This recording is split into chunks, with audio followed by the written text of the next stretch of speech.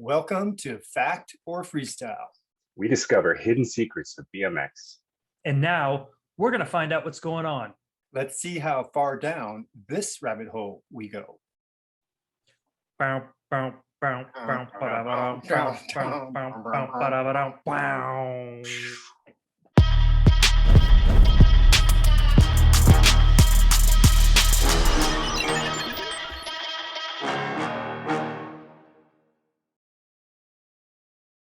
All the way up top. If you see the box that says view, or there's a bunch of stuff and it says view. If you click on that, it says gallery or speaker and gallery. You want to click on gallery. You want to go ahead and click on gallery? I don't have any of that. It's fine. All right. All right. No, Rodney, we need you to see everybody because there might be John Bolgens just came on. When he has a reaction to something, you got to be able to see his face. Welcome. Okay, watch John's reaction right now. Hey, Yeah. Dave. Yeah. So remember last time we were talking to John? Yeah. And his movie had just come out, and I was right in the middle of it. Yeah. And then, did you see the movie yet? Oh, Tell us about the movie, Dave. I did see the movie. Okay, what was your favorite part of the movie, Dave? You put me on the spot. I saw the damn movie. I loved it. It's great. I saw it. I heard the best movie feedback, John. You tell me if I got this right. It's cool. It's when all they say is cool. It's when they don't talk about any of the details. How do you like that? Is that your favorite? Oh, especially when Dave says it, yeah. Well, but case in point, if you ask me about any movie, that's just how I am. I don't remember the specific scenes and Okay. whatnot. What about your part in the reissue of Dorkin 1? Tell us about that, Dave. Do you have a very detailed memory of that? Dorking 1? Yeah. No, Your I don't part? actually. I know it. Okay, you passed the test. I'm gonna log off and then log back onto a different computer in 5 seconds. Okay, sounds All good. right. Right. Yeah. We're gonna start in 1 minute. I think there's one Okay. other person. How many do we have on? 1, 2, 3, 4, 5, 6, 7. All right, so happy birthday, John. Happy birthday, John. Thank you. I'm in the 50 club now. Is this okay, John? Oh, I'm sorry. I'm all decked out. I got the pants.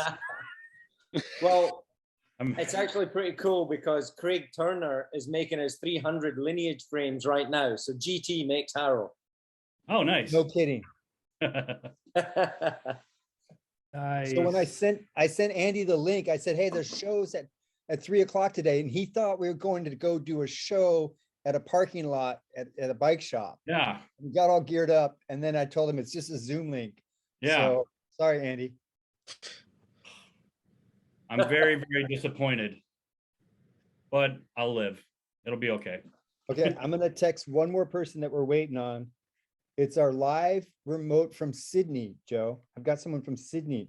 Oh, it's- yeah. It's 7 in the morning there. And He's the so guy- good on a mic. He's so good on a mic. The guy's he's kind of a partier. I think he was up partying last night. That- You think he was up partying in Sydney? Sydney. Nick Watts? No, he's in Melbourne. Oh, But good guess. I mean, Yeah. same continent. I was thinking Mike Daly. In Hey, there's a Sydney? Mike Daly in Australia as well, and that he was actually born in the UK. He rode for Dragonfly.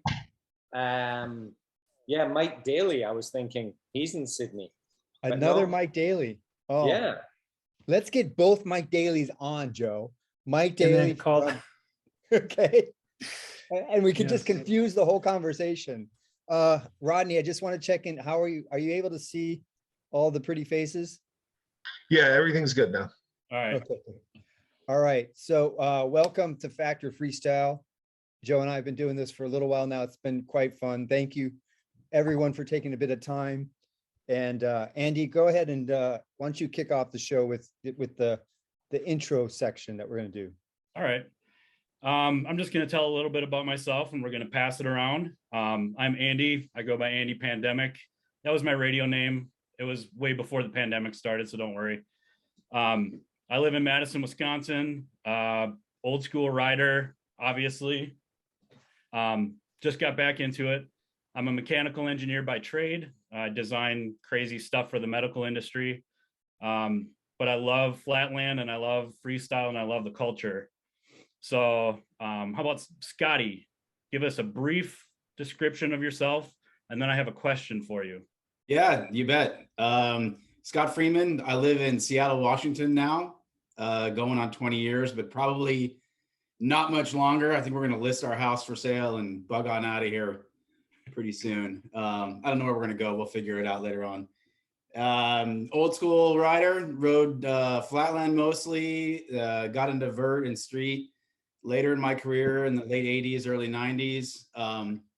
Retired in the early 90s, got into the medical field also, Andy, and just wrapped up a 30-year career in healthcare this month. So it's Nice. been an interesting ride. On to the next chapter. So, Yeah. Scotty, you wrapped it up. What does that look like? Are you I've been in and out of retirement for the last 3 years. Yeah. Get out of here. That's Yeah, awesome. Well, yeah, it's hard when you've been doing something for so long. It seems like incorrectly it becomes a part of who you are. And I'm not talking about BMX. I'm talking about Right.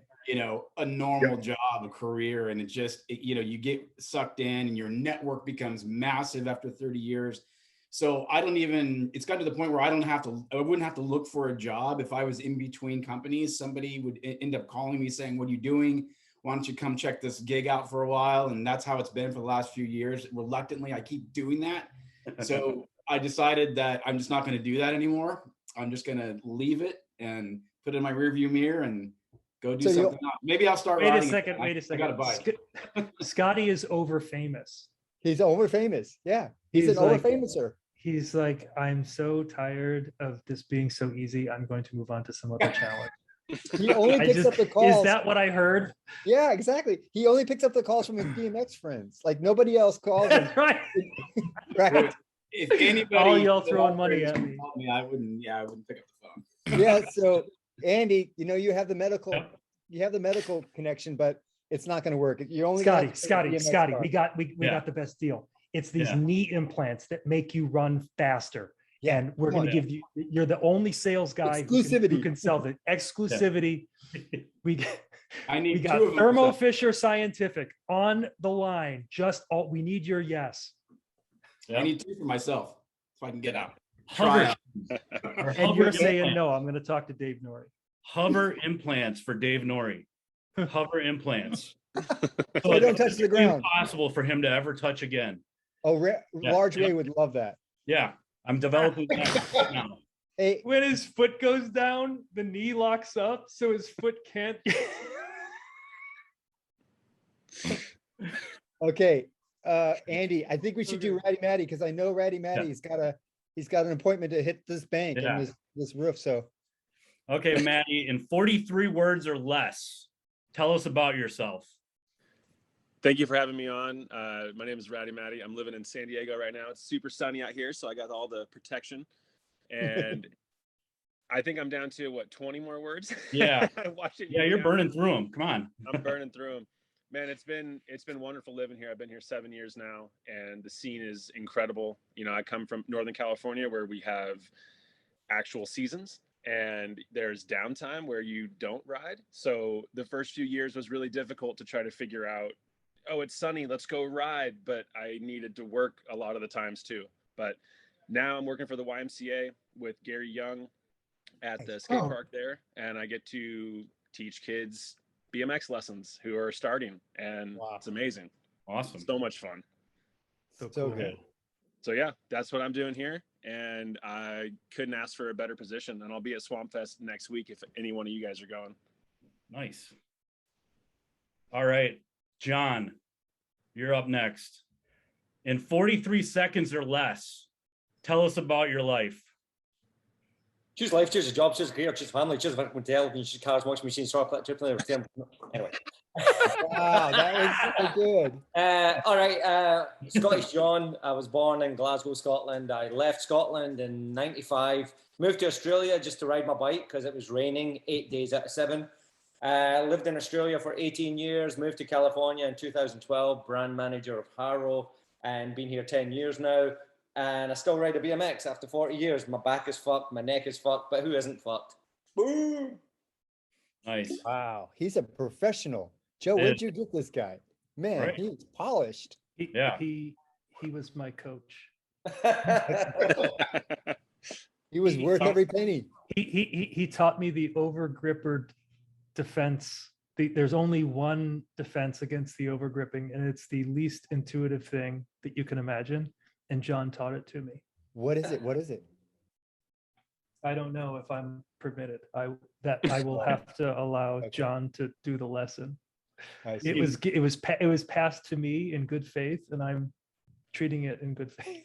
You can start telling it, and then we'll just do a technical difficulties panel, and then come back like you just told us all, and we're like, "Whoa!" Yeah, we'll do that. But this is part of my Illuminati pledge, I believe. I think it involves male Kegels.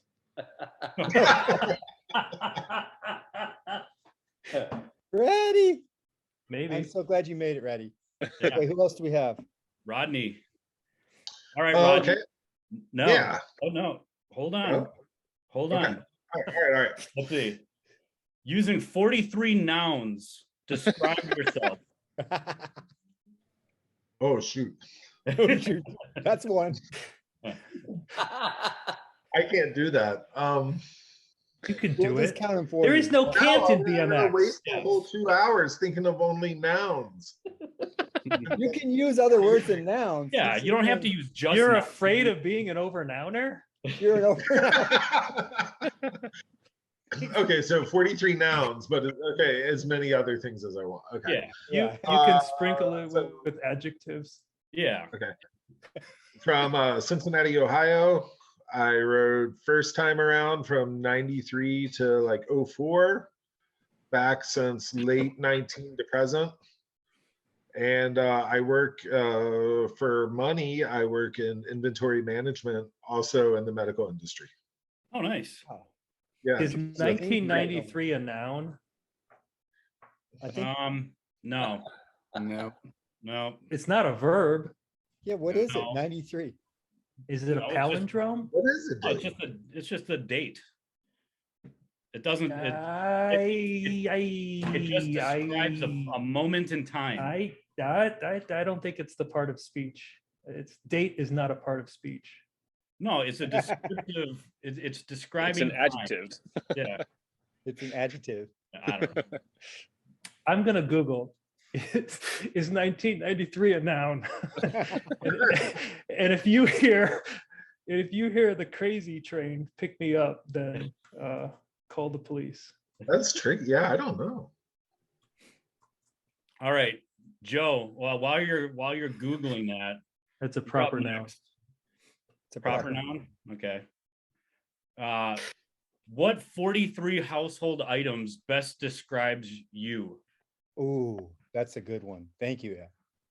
And they have to be different. You can't just say like 43 pieces of popcorn or pieces of chewed bubble gum. Certainly. Here we go. Are you ready? Yeah.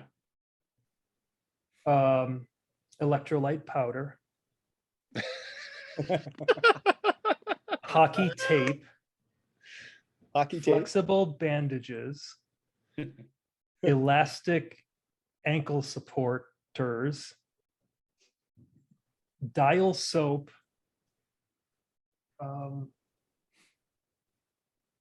mint tea, Incense. Incense. I was thinking. Tibetan incense, jet fuel electric lighter.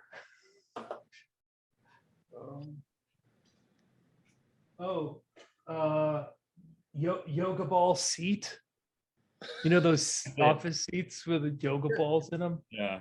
I have a Smith machine there with gymnastics rings. I have a weight bench. I have a mop. By the way, I cleaned Angie's floor this morning. Hold on a second. That might come across as a euphemism. Angie runs a salon, and every morning I come in and on every Saturday, I clean the floor. And so I was super stoked. Fabuloso is what I use because it's purple. And that is a household item. And that Yeah, describes you. Yeah, I can see that. Yeah. That Fabulous. also that makes our house smell like a Mexican restaurant. I love that stuff, man. It's Yeah, the it's best. great. We Yeah. were just talking about it earlier today. So yeah, I think that would describe me because these are the little tools in my life that, I mean, I work, I research technology and answer questions about it, and then I ride.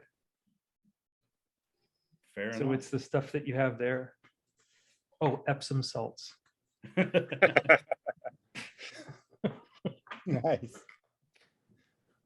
All right, Dave, you're last. Using 43 adjectives, explain your outlook on life. Oh gosh, that's a good one for me. Good.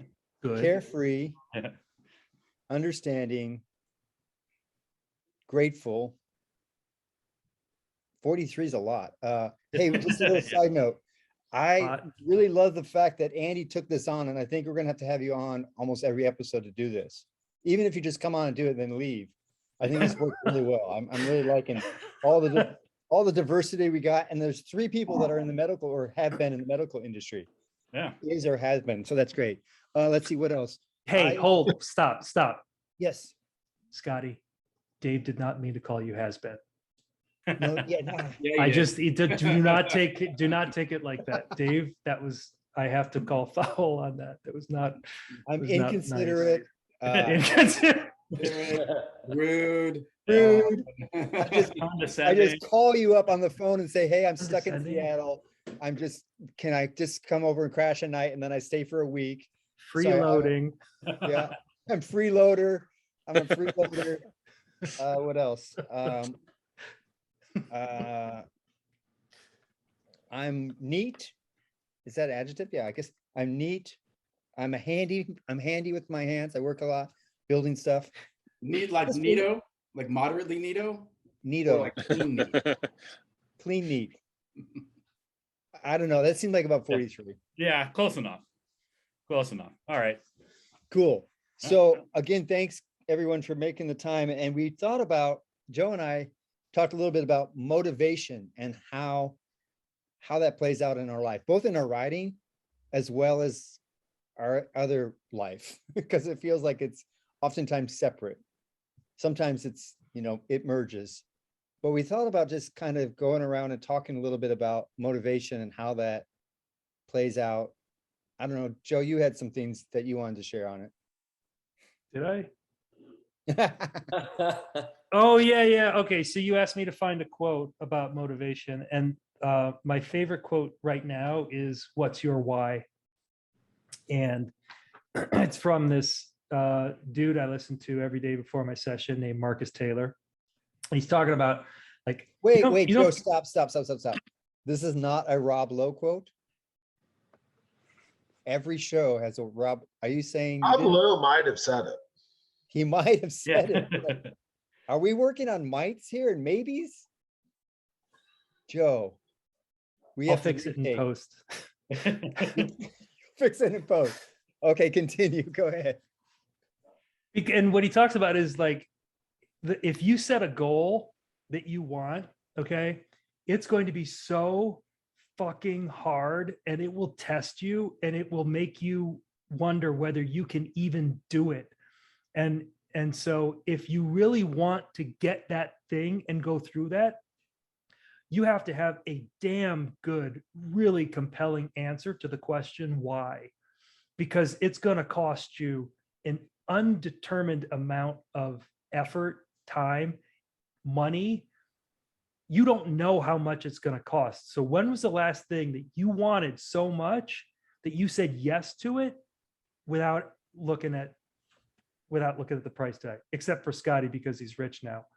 But when was anyone else able to really do that? So if that's your motivation, you got to have a damn good why. And so you got to think, what's your why? And when I think about motivation, that's what I think about. What's your why? How was that? Simon Sinek, you know who that is, Joe? Yeah, I do. He also has that. It's start with why on everything, because everybody usually starts with what and then how, and why is last. I don't know. You said somebody different. I'm sure a couple people have said it, but yeah, Rob Lowe. Rob Lowe said it. Rob Lowe. Yeah, Simon Sinek is good. Like, I don't want to call him clinical, but like he is for those of you who don't know, Simon Sinek is a very eloquent speaker. He often speaks to business audiences. Marcus Taylor speaks to athletes. Great distinction. That makes Mhm. perfect. They should listen to one another's stuff, and that like so when I do people a little bit about what I do for work. Software vendors will pay me, my company, to have me do webinars for them to promote. Well, it's not to promote, but like I present my research and then they talk about their product. And what I've been doing for the past year is starting with the still frame of me doing the Terradoom, because everyone on the planet Earth is going to know that I did that trick before I die. But I start with the tagline that I haven't slipped on ice in 35 years. And then I attribute that to Flatland, because like the wheel can go out from underneath you. And what I say is, I build my own bikes and sometimes I modify my own parts, but I also practice a lot. And my coach is a 3 times X Games gold medalist. And so there's no amount of money that someone else can spend on their bike to outride me. And then I go, and it's similar with delivering digital experiences. And I talk about how you can't just spend money on tech, you gotta build skills and build teams and shit like that. So yeah, so that's how I think these people, these two groups of people need to listen to one another because they're seeing it from different angles. I'm curious to hear people's why, because I feel like there's such a diverse, like, Ratty, why the little Tarzan, skinny bikini? I'm not putting you on the spot, but I'm putting you on the That's spot. fine. Like that's such a great, I don't know, it's a showstopper. And like, Yeah. why did that come to be? Why is that motivating to you to ride in? And tell us about that. So realistically, this I knew this happened at Feast. If no one has seen it, Feast is a really large competition. I had the opportunity to go out there, and a friend of mine was one of the speakers. And I knew that going into that competition, I personally am extremely competitive, and I wanted to win. But I'm also, the older I get, the more realistic things become, and I know I'm not going to win. So I knew I needed to do something to leave an impression. And I just love being silly and strange, and I already had the thong with me. So it was just one of those things where I told my friend who was a speaker, I said, hey, I'm going to botch my second run and I'm just going to go out there in this. And he's like, you're the man, like, let's do it. And, the president of Feast, the owner of Feast, came up to me at the end of the week and he said, you changed the whole vibe of the entire week, and on that trip, we ended up going into Spain. And people there who didn't come to Feast, they knew that I did that and didn't know who won. But, so I like to do things that are a little shocking, that catch people's eyes, or, drop their jaw. And then once they come talk to me, they realize, oh, you're not just a bulge of balls and a thong, like you have more to back up with it. But that was what I use in order to get people to focus on me. And then I bring them with a little more intelligent, I guess, stuff to back it up. And just to dovetail, So awesome. dovetail into that, when I first met you, Batty, was at the jam up in Portland, Yep. in the barn. For whose birthday again? That was Dean's. Yeah, Dean's birthday. Yeah. And Wilkerson was there, and you were killing it. You were like killing the bowl. There's a lot of amazing riders, but you didn't have to have a thong to do it. But I feel like that is your motivation behind, like, you really showed up in your riding that day. And that's where I first met you. Yeah. And that's something that I think was, if I can't say instilled in me, I think I just kind of innately started doing that, because as much as I try to be present in my life every day, it's very difficult to be present. I spend a lot of time in my head and just thinking all kinds of stuff.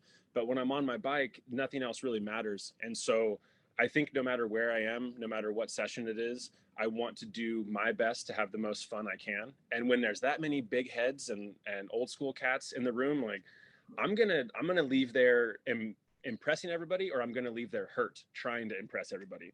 And that's just how it goes. You will be impressed or I will be hurt. Or Yeah. I'll be, Going I'll two be, ways out of this room. I'll be in the hospital. I'll be on my way Yeah. to the hospital. Yeah. Another side story. Okay, I don't know if you realize this, but when we were at the old school and I inducted you for my Gumby, where you rode under the Gumby, you had riders lift me up, you rode underneath me, right? Which was a fun little thing. Do you realize that my mom picked you? Oh, So yeah. you and my mom connected when we first showed up. And then the next day, my mom and I were talking about, hey, I need to start the contest off, do something fun. Oh, I'm going to do a Gumby. I'm going to have 4 riders lift me up. And my mom said, oh, and we can have Ratty Matty right underneath you. You had that kind of effect on my mother, who is now 81. So I think it's all demographics. I don't care if you're the president of Fees or Dave Norrie's mother or some little kid at the Y that you're teaching, you have that kind of motivation. And again, we're talking about motivation. So Yeah. I'm so glad that you made it to the show, because it's essential to hear. Well, those. yeah, thank you for having me, and I mean, I'm just like stumbling my way around life. I still don't know what I'm doing, but I'm trying to go in the directions that feel correct, and Yeah. one of the things is like Gary Young, he is such an incredible human being without the BMX part. And when I'm around him, I always want to be a better version of myself. So I know that I could go hang out with like kind of the shittier kids who ride BMX, and I could go party, but those versions of myself, they don't result in the best feelings. And so I'm focusing on going towards maybe the more uncomfortable parts where I can start shining more for the younger generation and actually have an impact. That's awesome. That's so Bringing cool. the fun back. Yeah, and like, yeah, it's gonna be interesting when like one of the younger kids finds out I was in a thong on a contest, but like the parents have met me enough, they'll realize, oh, well, he's just kind of weird. Like that's just what he does. Like, okay. Yeah. Honey, there's got to be a good reason for it. Just ask him why he Yeah. did it. Honey, yeah. And the thing that was so crazy was over in France, like I had young kids coming up to me wanting pictures.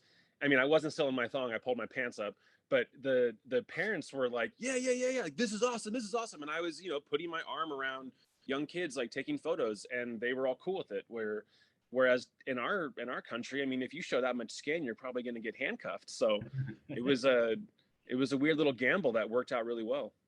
Yeah, I was thinking, hearing your story about the thong, like compare that to, a couple decades ago, Grasso at the King of Vert. Exactly. Pretty much, yeah, you were wearing a thong. Yeah. There's a bit different. So And Maddie, he was naked, right? Yeah, nobody's dad tried to push you off the back of the ramp. Is that? Nope. Yeah, Matt Hoffman's dad tried to push him off the back of the ramp. Yeah. Oh God. There's nothing worse than falling when your twigs and giggleberries are out. Like that's Yeah. not fun. No protection. We're talking Yeah. none. Yeah, nothing. He had shoes on. That's all. He had shoes. And you know what? Actually, it was almost a redemption for myself, because in the past, when I grew up riding trails, we would do naked runs, and I swear every single time I would do a naked run, I'd crash. And so I kind of wanted to redeem myself by wearing a little bit of clothing, but just not getting hurt. And I successfully did it. So I was happy. So let me there's ask. another why. Hold on a second. Yeah. So when There's you another why. crash at the trails naked, does it hurt more or does it hurt about the same? It hurts about the same, but the embarrassment is just layered so thick.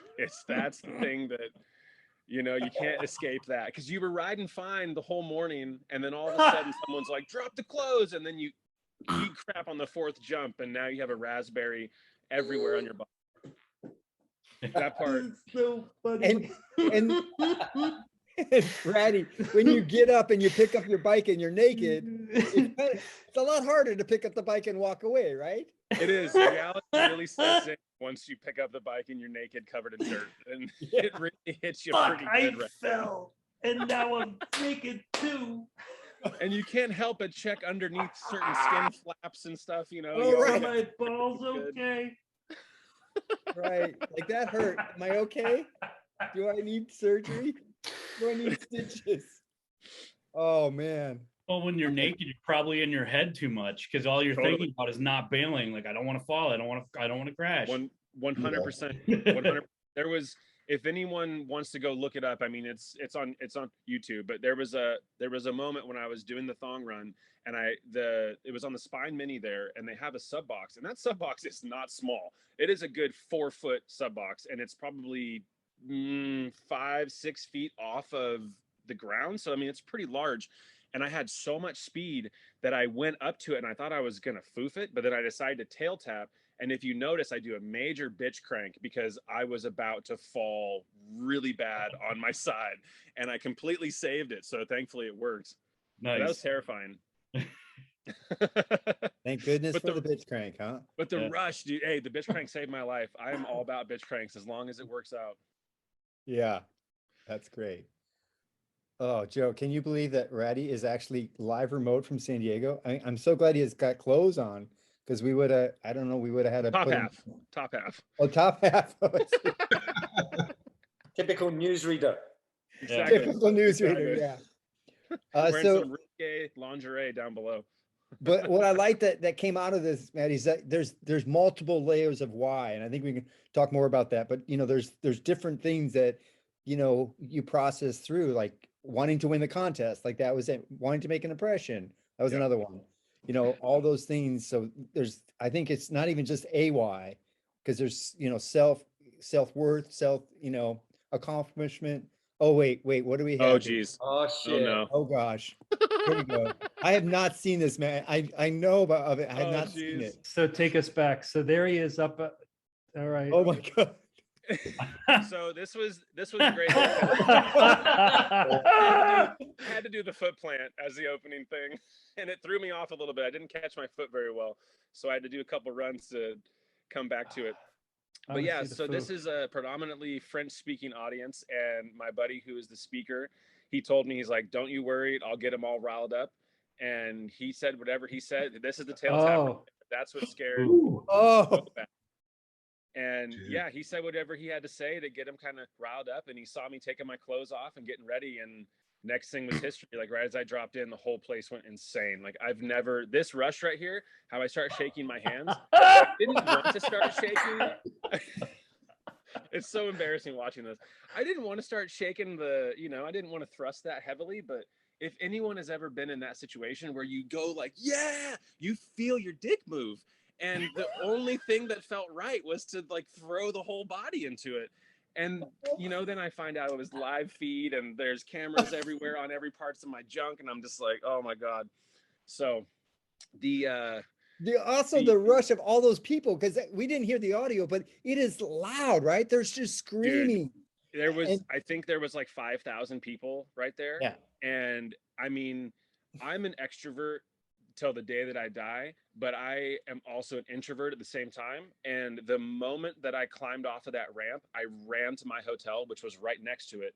And I needed to get away because I was like, what did I just do? This is terrifying. And that's when I had Wi-Fi. The Wi-Fi popped on and I started getting all these messages from people from back home. And they're like, oh my God, it was on live feed. Oh my God, I saw your balls. Like, what is going on? And it scared me even more. And I just realized, I was like, dude, you have to go back out and just be in this moment. Like, it's claim okay. It.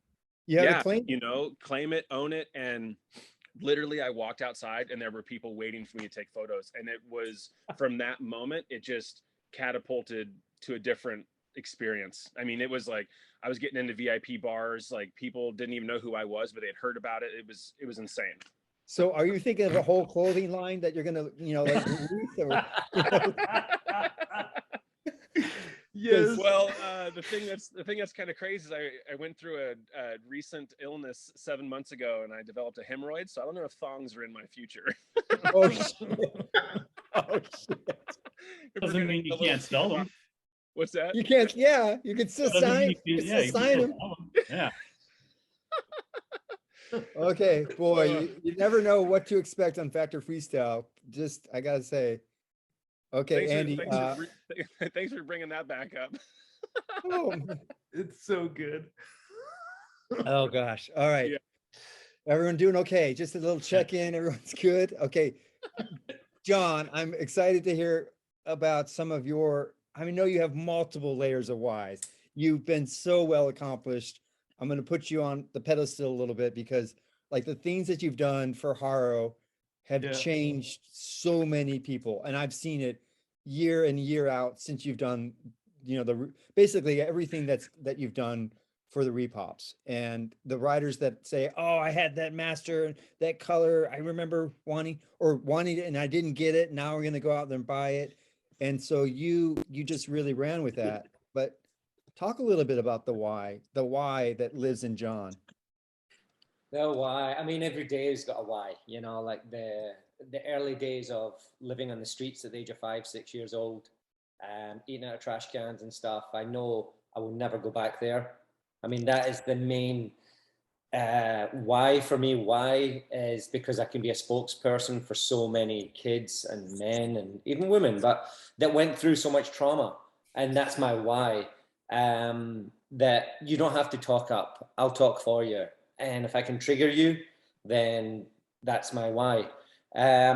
With Haro, it was my first bike was a Haro Sport in 1988.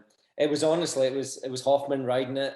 I'm trying to remember the contest, but he was doing like a one-handed, no-foot candy bar, and it had a big skull on the ramp on the opposite side. I'm sure you guys remember that contest. Yeah. That was Michigan 2 hip. Okay, Hey, yeah. I know Just a second, just a second, John. I just want to say bye, Ratty. Thank you. You're reporting from San Diego. I know you got to go. Thank you. Thanks, Keep that Matty. thong rolling. Yes. Sorry to interrupt your story, John. Thank you guys. No so worries, much. dude. I'll see you soon. Absolutely. We'll have you back on too, Ratty. Thank you. Please. Thank you guys. Enjoy your day. All right. Take care. Okay, so continue. Yeah, so the contest. Yeah, so it was that black, blue, chrome Haro Sport he had. Yeah. I was just like, oh my God, I want that bike. Like, if Matt can fly like that, yeah, I was hoping I could. But yeah, so seeing that, and then I'm like, when I had my own company, Pilgrim, so that I was living in Australia, and I tried to make some of my own personal bikes look like an old 81 Torker, all chrome with gold hubs, gold rims, gold brakes and things. And I was playing about with lineage before even lineage was created. And so when I had Pilgrim, everything else was going great, but bit of a screw up there, and I screwed up 165 grand. And this opportunity came up. Alan Cook had just resigned as being the brand manager of Haro. Yeah. And I was basically approached, would you like this position? So the shareholders didn't want me to move to America. They wanted to find an American, but thankfully Joe Hawk, sorry, I'll jump back a bit. Joe actually called me and said, look, the shareholders said, we have to find an American. We can't hire you. And I said, well, when are you doing interviews? And he said, next week. I'm in Melbourne, Australia. And I said, Joe, will you at least interview me? And he goes, don't waste your money. And I said, if you're interviewing people, I want to get interviewed. And he goes, well, if you want to waste your money, come on over. So I had $3,000 in the bank. I spent my last $2,800 knowing that this was my reason. This was my why. And when I got here, my interview was meant to be 1 hour and it lasted 2.5 days. Yeah, I talked about 43 seconds, Andy, 43 seconds. So when I got here, no joke, Dave, so many people were embarrassed of Haro. People that worked at Haro were embarrassed. Like, where the fuck have we gone? Yep. And the one thing I said in my interview was, stop trying to be everyone else and be yourself. Yeah. And like, celebrate your existence. Celebrate who you are. You're one of the original freestylers in the industry. And so basically, yeah, Joe fought to get me in the country. It took 6 months, but I eventually got into America. And my first day in the office, Joe Hawk walked up to me and he gave me a $2,800 check. He paid for my flight. Paid for the flight for the interview. Yeah. Yeah, and So you had the collection of bikes at the time, right? Because that was your resume in a sense, or part of your yeah, resume. it was part of the resume. I mean, I had worked in Asia for, well, at that time, 12 years. Okay. So I had been designing and manufacturing bikes for 12 years prior to Haro. I had the passion for Haro. I had recreated the history of Bob's actual years at Haro. So pretty much, 1982 to 1992, and then I went over to 93 just because I found a bike. But that was it. I recreated the history of Haro, but I was a fanatic. And Dave, you know me well now, that every imperfection needs to be on that bike. So if there was bleeding in the artwork, a lot of people that had done recreations of the Freestyler or any other bike in the past, they digitalized all the artwork. And I'm like, no, keep the authenticity of the bleeding and the imperfections, because that makes it perfect. So back then it was like, I remember I had just got here. I was having a conversation with DMC and we were talking about it. And it was like, let's bring this gusset back, the wraparound gusset. The team, everyone, even we had Colin McKay at the TM at the time. Everyone's like, "No, don't put that gusset. It looks old. It looks ugly. I'm like, every fucking frame is the same. Yeah. Every brand, it's a double triangle. Let's give it a little bit of love. So that was the teaser 10 years ago. So 10 years for Lineage, and that's why Craig Turner is making his 300 frames 10-year anniversary. That was the teaser, basically saying, "Hey, okay, this is acceptable." I mean, even, we had riders, Pat Casey, Matt Cordova. I remember Matt Cordova saying he was going to the dirt jumps, and normally he would feel his bike flex when he was hitting those jumps, because the G-force hitting those huge jumps. And he said that wraparound gusset actually spat him out the jump, and he was feeling the difference. Wow. So then teasing it with that, then bringing the platform, then bringing the twin top tube, then basically creating Lineage from Haro, but making it modern day. And I mean, out of 10,000 bikes we've sold now, I think we've had like 4 warranties. Now, yeah, maybe 90% aren't riding them as hard as they should, but DMC was crashing 900s and it took him 2.5 years to actually fracture the plate. And the plate fractured because frames flex. And that was the only part that wasn't flexing, so it fractured. So hopefully I'm not boring you guys, but that's awesome. Yeah. Lineage is the creation of its ancestor, and I would love to be remembered for my little contribution to Haro and hopefully the sport. So John, you are Haro's life coach. You had that conversation that had them think about themselves differently, and everyone else went in trying to do little incremental, keep it going, just don't fuck it up. And you put Haro into an existential decision, and you told them who they were. And the only way you could tell them who they were is because you were fanatical. You were more fanatical than they were about themselves, and you woke them up. Yeah. I mean, that was it. Like, just as being a human being, be you. So be a brand, be you. When I started getting calls from like Hoffman and Moliterno and even Moeller congratulating me on what I did with Haro. I'm like, I got teary-eyed right now. I'm like, holy shit. You should. People are recognizing this, and my biggest competitors, are recognizing this, but they don't see me as a competitor. Haro is always, I mean, I think almost Haro and GT are almost those brands in Redline because it's an institution. Yeah. So it's like, you can't miss them, because at one point, you look at it, Hoffman, Moliterno. I mean, I'm sure Moeller at one point, if it was even just a test, rode a Haro. So when you joined, you said earlier that the team was embarrassed by the brand, because this was after Mira was no longer around, right? He had already started Miraco. He was long gone. What did it feel like when he left? The brand was just on the ground, dead and dying at that point? Yeah, I mean, the big difference was definitely when Bob sold the company and left, and then Jim Ford left. He left 6 months before Dave, secretly, to go and set up Miracle. But when Dave left, I mean, Dave, I will still say today, Dave was our last superhero. I don't think we have superheroes in BMX anymore. Like Ratty Matty is probably the closest to being a superhero right now because he's an individual. Yeah. Today, I'm just seeing so many clones. I mean, Dennis McCoy, Dennis Enerson. There's no clone of Dennis Enerson, you know? Yeah. But there's not that many. Like what, I mean, now, even when I used to sponsor Logan Martin and he won the Olympics, he was on Pilgrim. And you're looking at Logan Martin and it's like, you can't relate. There's so much in one fucking air. You're going, and some of the riders, and I'm not saying before, I wasn't talking about the team riders. I was talking about internal Harrow. There was more people that didn't like their job than loved their job. And I went in there and said, well, if you don't like it, fuck off. Like, I know a million people that would love to be in this company. Yeah. And there's millions of kids that would love to work in the bike industry, even sweeping the floors. People in the medical field that was like, I'll leave just to work in your warehouse because it was my dream as a kid.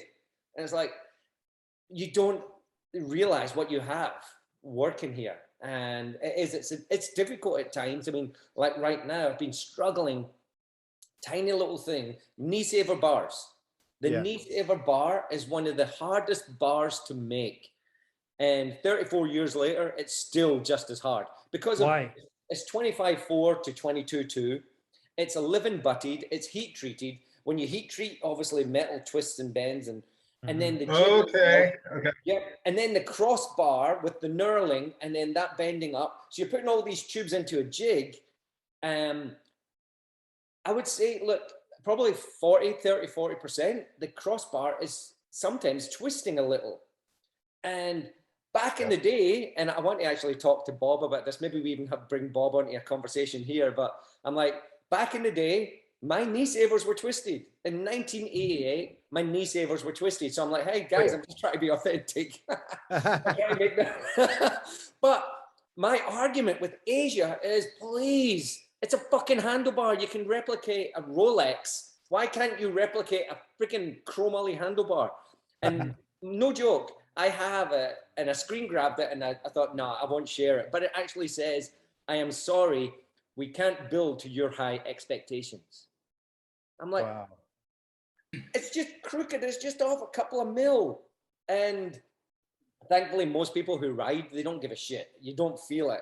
But when you're looking down, if you're a collector and you're looking down and it doesn't align with your dropout, as you would always do when you're straightening your bar, you would line your dropout. Or if it doesn't even align with your stem, you're like, something's off here. I just got on the bike and fucking ride it. And you know, people will give you so much, so much hell over it if you have it, 2 millimeters off. Oh yeah. I mean, in Taiwan, I'm called Mr. 1 millimeter. Now I'm actually Mr. Half millimeter. And it's a joke, but it's like, I'm no engineer, but I'm a perfectionist. Yeah. And so when it comes down to stuff like that, I'm arguing on the consumer's behalf, but I'm trying, there's that photo. That's what sold me my first bike.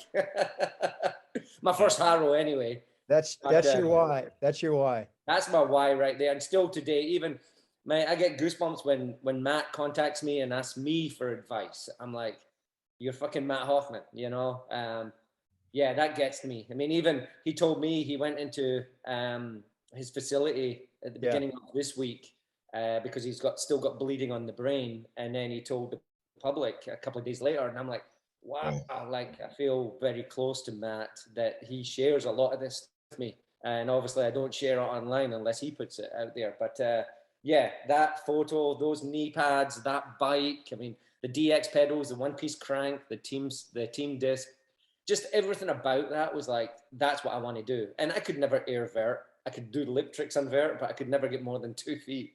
So it's funny. I was at Ron Wilkerson's house at the Enchanted Ramp when all the guys were living there.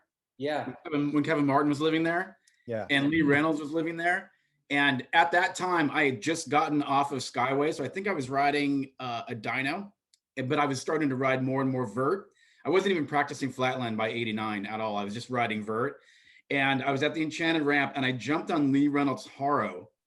And this is a true story. I don't think I've ever even told anybody this. I have never felt so good on a vert ramp, instantly comfortable, riding Lee Reynolds' Harrow, which is the exact bike that Matt was on in that picture. than any other bike ever in my entire BMX career. And I remember thinking, shit, I've been riding the wrong bikes this whole time. Like I was like, I should be on a Haro from day one when it's going on. I was so bummed. And I was like, what is it? Why does this bike feel so good? Maybe it was a little bit longer than what I was used to riding and the dyno was shorter, but yeah, big difference. Oh my God. Still one of my favorite bikes.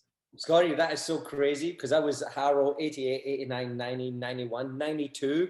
I got a dyno slammer and I'm like, holy fuck, this is amazing. I got the opposite. My dyno slammer, I learned more on that dyno slammer. Like I learned more in that year than I did on the last 4 years on any of my Haros. So that's crazy. Hey, John, were you part of the first Haro Freestyle, the one that they did in 2012? Did you head up that project? Who did that? I mean, Dom Phipps started that project and actually was his project. It still is his project. At the end of the day, I came into the office as that was happening. Definitely Dom Phipps lit the trigger to get Haro to recognize its past. So that was definitely Dom Phipps. So all I did there was probably help out putting some stickers on some of the frames, boxing some of the frames. That was one of the first projects that I worked on, but that was all Dom. He did that. That just seemed like it started to open up the door to, bringing these bikes back. I remember when I got mine and I rode it. I put it together and rode it I competed on it. Yep. And it just brought me right back, even though I had to put plates on so I could run 990 brakes and I had to like totally modify it to make it work to my standards. But it again was that what you're talking about, that why that I could reconnect with back in the early 80s when I was riding on Haro, and I just had that infinity for it, and I just couldn't get enough of it. When it showed up, actually I got the Green Master delivered because we did that show for Stefan Pronto, and getting that bike, pulling it out of the box, seeing the colors, talking about what you said, the stickers being, the hand drawn, not just a digitalization of the old sticker. It was like, it brought me right, that connection, that why just re-enlivened, in me instantly. I mean, that was it. Like that 2012 was amazing. I mean, I just got the interview for Haro. I didn't have the job, but yeah, Dave, we went to Germany together. We had the party in Vegas together. Like in 2012, I actually did 3.5 trips around the globe, and then eventually came back to California to live here. But that 2012 was a massive anniversary, and Can I just get this straight? You had $3,000 and spent $2,600 of it to fly to your interview. 2,800. 2,800 to fly to your interview. And then before they hired you, you flew to Germany to watch Dave's show. And then you flew back and partied in Vegas. Prior to getting hired. So I was a consultant. You're so cool. I was the real international man of mystery. I was actually I was Haro's consultant at that time. So I wasn't hired, but Joe sort of got me in on the back end. So he's like, I know you're going to get this. I don't have a degree. I mean, I couldn't get in the country. Thankfully, Bob Haro wrote a reference, USA BMX. I had like 10 references saying, yeah, but this guy is going to make us a shitload of money and he's going to put more tax into the country. He's going to be paying more tax. We'll be paying more tax. So there was a lot of people fighting for me to get here. But yeah, it was like, $200 left in the bank and there's me traveling around the world.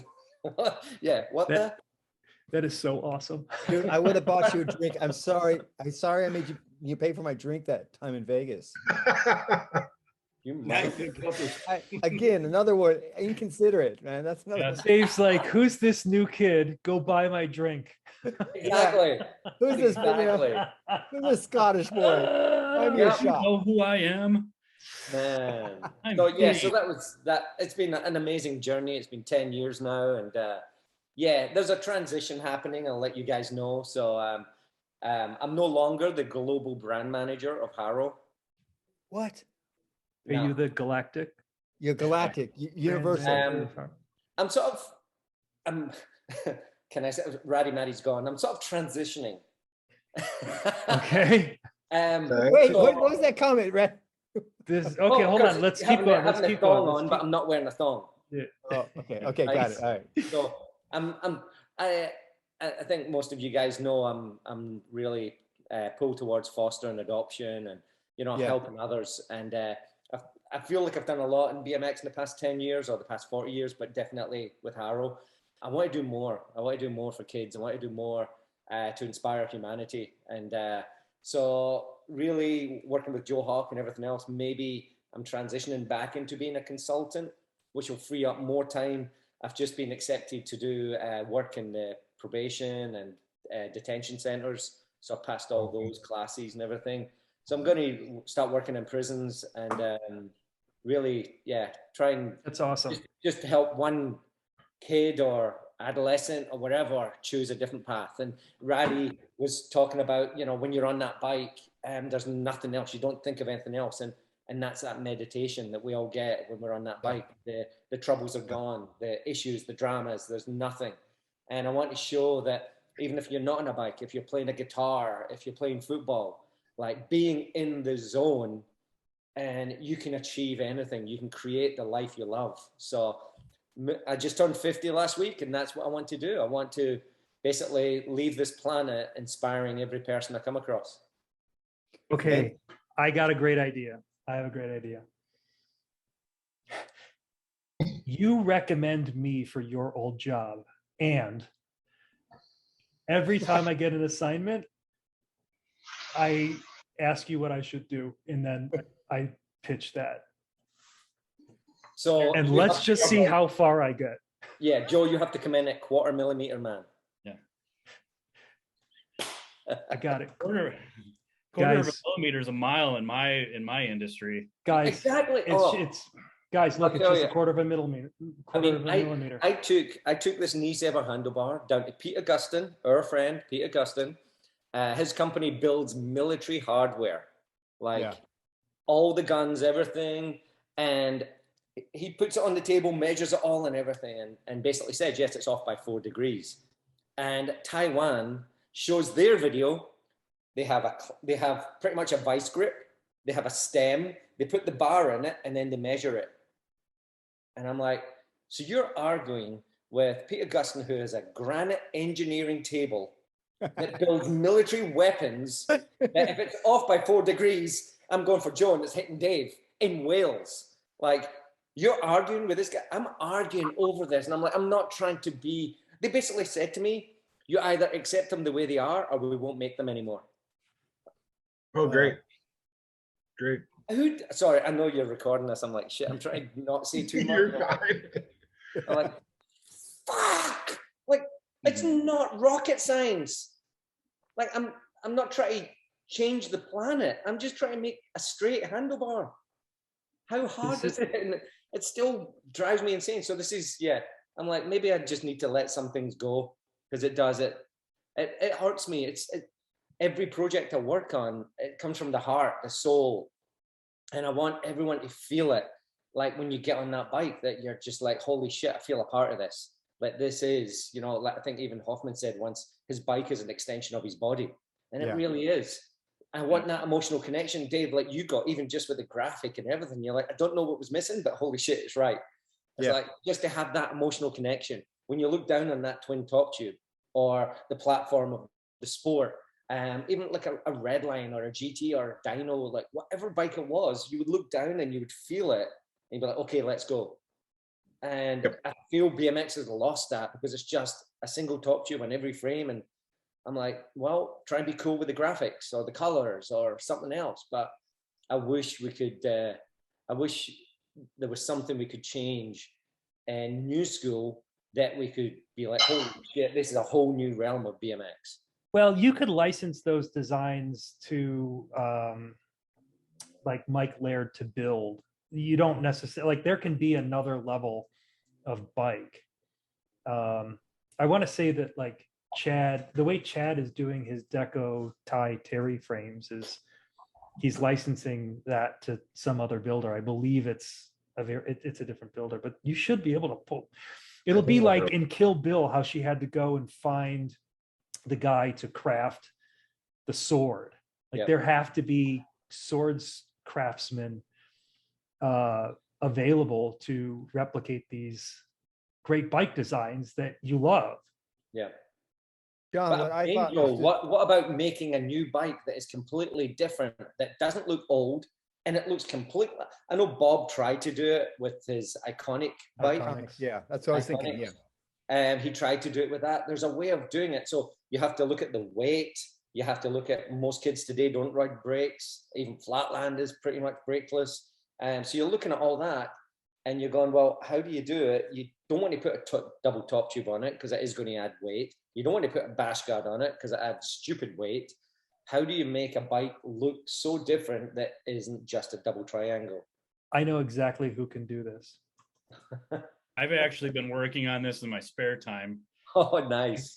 So I got, on my work computer, I have CAD, and when I'm bored, I actually have the geometry laid out with the, the head tube and the seat tube, the angles and stuff. And I'm sitting there and just snapping lines, trying to create a geometry that looks cool, that's not a double triangle, that isn't something that's been done and still structurally sound, and just trying to develop something, and I was actually going to have somebody like Mike Laird or some bike builder do it, but it's hard. I mean, when you look back at all the old bike designs, even all the stuff from like the mid school, the KHE and KGBs and all that stuff, where there was like the wild bent top and bottom tubes and all that stuff. Yep. It's hard to be innovative, but then now that we know how to make things strong and light, to do that so that you're not putting too much stress on it and you have good joints so you can make a good weld all the way around. But yeah, it's a challenge. I'm just doing it for fun at this point. But if Haro wanted to hire me out as a designer, I mean, Hey, I'm trying to get a job at Haro. You wait your turn. One Well, at a time. I'll tell you, guys. John, this man can do it. Oh yeah. Man, I don't know who's going to see this, but yeah, I mean, like, the shareholders want to get rid of me. No joke, they do. Hey, John, we only have like 26 subscribers. There's like 20, maybe 27 and a half at this It's point. fine. So don't, So, It's me yeah. and it's me and Large Ray watching one another's bits. Oh my God, joking, Ray's gonna laughing. love it. But yeah, like Joe Hawk saved my job a couple of weeks ago. Because he goes, look, we've had no one at Harrow since Bob Harrow, like John. You can't let him go. There has to be something. So now I'm the legacy manager. And so Dave, you and I have been working more closely together. yeah, right. I was gonna say. But John, what I really want to touch on is something that I caught out of that whole conversation, is that I'm so excited to hear you're taking your energy, and I'm just gonna put it out on the table here. Yeah. Over the last few years, John, I've seen you struggle with the hours and the craziness that you're going through, and I know it's something that you're specific about, getting this really like a piece of art for you that's so Right. perfect, because that people will make the connection. But on top of that, you were just, I think, just wearing yourself out. So the fact that you made this decision to focus your energy and to working with, people that could really use your support and your, I don't know, your passion, Help. and your Assistance, help. It's just like, intervention. that's so gratifying to hear for me. So good job in making that decision. I can only imagine how successful you'll be. I'm excited to hear about all the stories and the feeling that you have behind that. And I mean, there's still obviously the love for BMX, and you're never gonna leave, but it just seems like it's a shift in your direction, and I'm sure it's gonna pay off big. Thanks, Dave. I mean, honestly, yeah, I am. I'm my own worst critic. It has to be 100%. And if I can't do it, I feel like I'm failing myself. And most people don't notice these little things, but every project I've worked on in 10 years, not one was 100%. And I chew myself up on it, but I'm not the welder. I'm not the artist. I'm just the visionary, and I always remember, Dave, did you ever go out to Japan to Motocross International? Yeah, Ray? I went to Japan twice in the Okay, so 80s. she's our distributor. She's been our distributor since the early 80s. Yeah. She's Yeah. in her 70s now. So Wow. we were over there in 2019, and she introduces me to her dealers. And this is how she describes me. She said, "This is John Bochetz. He is the Steve Jobs of bicycle industry." Wow. And I'm just like, fuck. So I'm just a visionary. I don't do CAD. I can read CAD. I don't do CAD. I'm just a kid in a candy store, and I just want to play designing all this shit, putting smiles on fucking middle-aged men. And that's what keeps me going. Can we take the Steve Jobs movie and recreate it with you? I think that would be a brilliant idea. Joe. Oh, that would be an incredible idea. That scene when they couldn't Because when they couldn't get the Apple to work to say hello. Remember that scene? Yeah. And he was just going off. He's like, "Tell you, it said hello before. Just get it to say hello." You remember that? You had your crossbar straight before. Just get it straight. Get it straight. Get it straight. That is so good. We That have is to do so that. good. Let's get McKay on Just that. dramatize every one of those conversations you had with a non-believer, trying Yeah. to get them. John, to are you do are it you a are you on little board? different. Because this will Oh, be a yeah. fun project. I know, oh mate, 100%. I mean, and I'll have to tell you, like the fun, and then we need to get off of me, but like when people are asking for race pants, race jerseys, like vintage 80s stuff, Swatch watches, like all this shit, I'm like, it's never going to be 100%. Yeah. And you're going to complain because I won't be happy if they can't make it 100%. I was going to do the team stem, Dave, so the quill stem and then the group one quill stem. But the stems still slip. It's no A-head. It's nothing like what we have today. And so we did the group one stem, and the group one stem will still move. Yeah. And I'm like, I'm not going to do the team stem because the work that goes into making those molds, and it will never be perfect. So I'm like, no, I actually scratched it off the program a couple of months ago. I just went, nah, I'm not putting myself through this because I know I won't be happy with it. Yeah. So some, you got to fight a good fight, and others, you just put it in, let it go. Yeah. Well, thank you, John. It's awesome to hear all that. It's amazing. Oh, that's great. Yeah. Well, okay. I want to thank you. Like, I don't want to hijack this, but I want to thank you. I ride a 2017 Master, and I love it. I can't imagine riding anything else except maybe a 21 Master. Yeah. When the new Groundmaster frames come out, maybe. Oh, wait you see the new. It's meant to be 2022, but it's going to be 23. And I'm going to tell you here, it's all black with the gold Master graphic. So in 1991, the Flatland Master had the pegs into the actual chainstays. 92, we got rid of it and put it onto the dropout. But the 92 was all chrome with gold graphics. Imagine that bike all black with gold graphics. Nice. And it'll be water transfer as well, so you can't scuff off the graphics. It'll always look new. I got a 2092 Master. Yeah. And I rode the fork pegs, but I was so happy with the clean rear dropouts. Yep. So happy. And I loved that bike. Well, we might have to do a dodgy deal, mate. We might have to do a dodgy deal. Realistically, it probably won't get here till June 23. I'm pushing to get a Bob Harrow. It's the 40th anniversary of the Harrow Freestyler. So I have a Harrow lineage freestyler coming out this year, hopefully December. Pushing. It's going to be $2,000 bike, complete bike. I wanted to put graphites on it. It's going to be like $2,600 with the graphite. I just have to do a little commercial break. Excuse me. You're listening to Factor Freestyle, brought to you by Harrow. And we're back to John and Harrow. Thank you very much. I have another great idea. I will shoot and edit a proper new school Joe Sisman painful trick edit on a 92. Wait, reissue 92 Harrow. As soon as I got a real 92. Wow. No. Like the redo thing. Yeah. Okay, so let's move on. Because John Yule ain't doing decades anymore. John Yule ain't? Where's John Yule? I'm calling out my friend John Yule. Yeah, he probably just pulled 5. That's what I think is going on. I think he has gone into seclusion like how Eddie Vedder locked himself in the basement until he wrote all the lyrics for 10. I think John Yule is doing that, and he's going to clap back at my mentor, Scott Powell, with the most insane decades ever. And I will And- tell you, if it wasn't for John Yule, I wouldn't have been able to recreate the Groundmaster this year. He still had an original set of stickers or decals that Bob gave him back in 91. So John Really? Yule gave me those decals. We managed to scan them all. And because like the wording like freestyler on the top tube and designs on the chain stays was like all pixelated, almost like Pac-Man. And so again, everyone that copied those decals was making it digitalized. But when you have an original set in front of you, you're like, that's what's missing.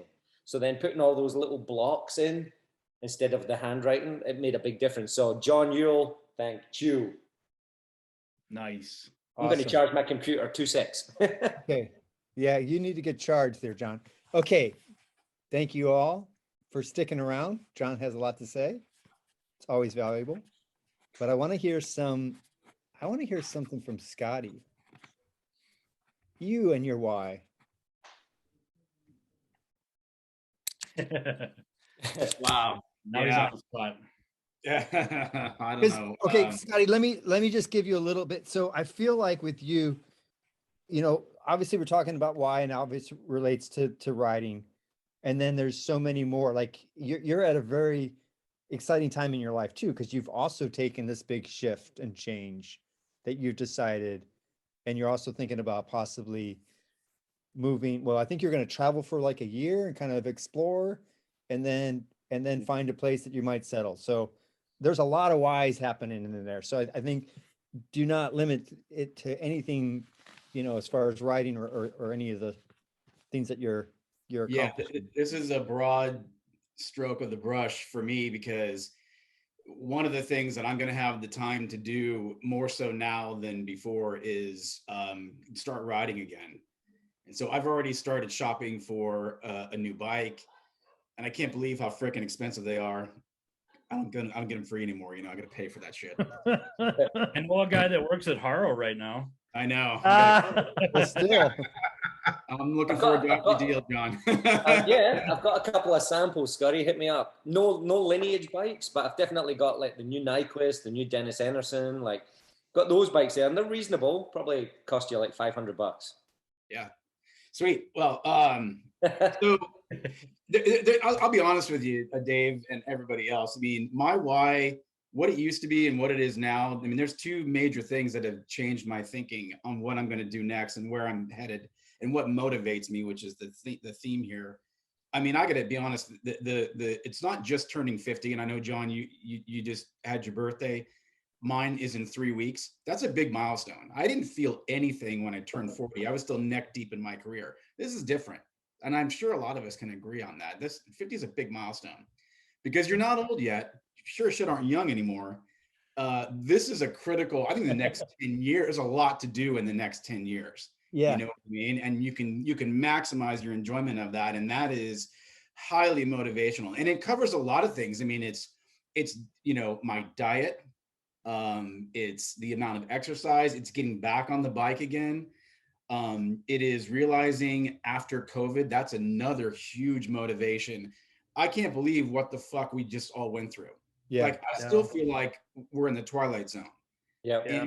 And these living through these major world life events back to back to back is super eye-opening. COVID was very eye-opening for me. And it was really the thing that said, okay, I'm going to retire. And even if I don't have enough money to live out my days, fine, I'll live till my last penny is gone. I'm not going to not live my life the way I want to live it anymore. I have to spend my time doing what I want to do, because all that shit could have ended very, very, very easily. I have friends that died, and it's hard to know what the truth is. I mean, did they die with COVID or from COVID? Who the hell knows? But I'll tell you what, it's a little bit too close to home for me, right on the edge of turning 50. So it's like this, the perfect storm for me has created my new why, if that's not getting too deep. And I didn't want to turn this anything negative or deep, but No. Oh, please, Yeah, Scotty. and That's what we want. Exactly. It's great. Yeah. Yeah. And so, you know, and to be honest with you, the riding again, because I kind of got off my bike, and more so during COVID, I rode less during this COVID period than I ever have in my entire life, which is horrible. You know, I feel horrible about it. I got on my bike for the first time, I think maybe 2 or 3 weeks ago. And boy, you can tell that you've got the cobwebs. You know what I mean? When you go for too long without regular continuing practice. And I told Chris, my wife, I'm like, God, you know, I feel like my bike was always an extension of my body. Whoever said that earlier in this call, I've always felt that way, that I always felt like I had more balance when I was on my bike than walking on my 2 feet, right? I just felt more grounded. This last ride that I did, that was the first time I think ever in my life where I didn't feel that way. I felt sketchy. And that was an eye opener, you know, because being smooth was always very important to me, you know, just not making a lot of mistakes, just having clean execution. And I was all over the board, and I was unbalanced, and it was really not good. And again, an extension of, I believe, just the aftermath of this, what we've been through, you know. So what are you going to do about that feeling of sketchy feeling? What's your plan? Oh, the bottom line is you got to put in saddle time. That's what I call it. Yeah. The more saddle time you got, the better you're going to feel, and it all comes back. And I've been through that before, so you know, I know that it's just saddle time. I got to get back on. I got to get a new bike. Mine's too old and doesn't have the right equipment. It's not the right size, so I'm gonna right size that. Make sure I've got the right equipment. I haven't for a long time, so that'll be the first thing, and then just saddle time, getting out there and riding as much as I possibly can. Another reason to leave Seattle, because 6 months out of the year it's raining here, and it screws up everything. Unless you want to go out and go hit the trails and be covered in mud, which I don't like riding like that. Some people do here. They're hardcore. I get it. It's not me. We got to get to a climate where I can ride, you know, at least 9 to 10 months out of the year. So San Diego. Yeah. Well, if it's up to Chris, all for San Diego. Yeah. Hey, what are you going to do though? Are you going to go out there and learn flail boomerangs again? Or, you know, what are you going to focus on? And why? And I guess why? Yeah, so I'm gonna drink a little less beer so I can do a Gumby again. Oh, nice. See? Gumby's coming back. I told you, Joe, it has legs. Gumby has legs. Yeah, I don't know. One day at a time, I guess. But I guess more generally, are you gonna ride Flatland? Are you gonna go to Hamels Mission Beach? There's always riders there. You can. John goes to Hamels often. It's a great question. I don't know if I'm gonna ride Flatland. Maybe I will, but I just want to get back into parks. Nice. Start jumping again. I've got a killer bike. It's just not the right size. It's a deity park bike. It's you know, it's got a little bit of suspension in the front, but it's, you know, it's a dirt jumper, but it's so much fun in the park. I just got to get the right size. But yeah, that, and then also, you know, mountain biking. I've gotten out of the trails way too long at this point, so I need to get back on the trails and start hitting the mountain trails again. So yeah, I guess that's legitimate why, I suppose. Of course, that's awesome. That's an awesome why. Okay, Rodney, what comes up for you when you think about your why in any realm? Oh, I think like in terms of riding, I think there's on a base level, there's this thing like, oh, you know, you get outside, get some fresh air, exercise, blah, blah, blah. That's great. But there's also, for me, it's this thing of like, I like feeling like I'm part of something. Yeah. And there's this whole, and I think the lineage stuff actually has spurred this on. There's a lot of guys around our age that are within the last 3 to 5 years and still riding bikes again. It's a weird thing that I don't know existed 10 or 15 years ago. I don't think there were people in the not that age. Yeah. And so it's like you feel like you're part of this thing. It's like I'm not the only guy in his mid-40s in a parking lot trying tricks on a little bike anymore. There's tons of us. Yeah. And I think it's really fun. Like, I don't know. I think that's the easy, I like feeling like I'm part of something. And I'm That's kind of awesome. trying to figure out like how to work that out so I can contribute something and give back to it a little bit. I don't know how to do that necessarily. You'll figure it out. And like Yeah, after years of just doing it, it'll click. Don't think too. I would encourage you to not overthink it. It will absolutely come when you I think find the I thing think that I you're can super name it right stoked now. about. Just Oh, you do? start- yeah, Do you? yeah, I do. I think I You can name it do. right now. You think I think that I can name you it. Joe. I'm gonna name think- it. All right, I'm All all right, ears. Let's hear Dave it. knows Rodney's why. I have a recommendation that Joe may just totally nix, but go out there and do a like a 45 parking lot club, 45 plus parking lot club. Oh shit, that is a good idea. That is a good idea. Yeah. Because what I heard you say, I just looking like underneath was like you really like being a part of something. So you just start something. I don't care if that's the name, obviously, whatever name, and then just like make a sticker or do a post it on your social media. Anyone that you see on a BMX that looks like they're maybe in their 40s or getting there, hey, we got this little, it doesn't have to be exclusive 40, but that's kind of your niche, right? And Yeah, and I did. I held a little jam last year where like 17 or 18 guys came down because I had this thought process of I live in a smaller mid-sized city. I can't be the only person doing this. yeah, exactly. And if you have a day, we meet up on Thursday at this parking lot and, just be able to talk about it every time you see someone, that will just be motivating to you and it will be exciting. I know if I ran into you, I'd be like, really? I'm there. Like, that's totally perfectly acceptable at my age to see another group of 40 plus riders, in the parking lot. Yeah, I think that's a good idea. And that's because like back when I rode before, like there weren't contests here. Yeah. So I held my own contests. Yeah, right. Because I knew you did that. Yeah. And this is even easier on you because you could just basically say, this is when we meet. This is the time. Hey, we got, let's finish what we're talking about. But Scotty's got a hard break coming up because he's going to go buy a new bike and he's going to do a one hand, one footer out of the bowl here. So, Scotty. I want to see a boomerang. Yeah, I was in Philadelphia like 6 months ago and hanging out with Gary Pollock and all those guys. Yeah. And my buddy Large Ray. And Ray and somebody had a Haro there. I think it was Warren Marchese had the Haro, but Ray's like, you're not leaving this house until we see you do a boomerang. I couldn't do a boomerang anymore. Okay, I have an idea. This is a documentary of Scotty's journey back to doing boomerangs. And I believe that many people will follow this.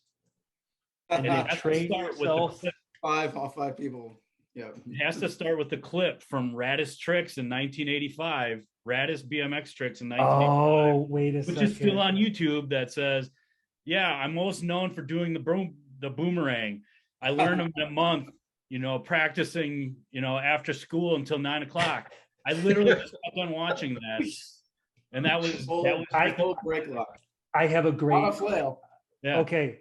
Marty Copa coaches people. Yeah.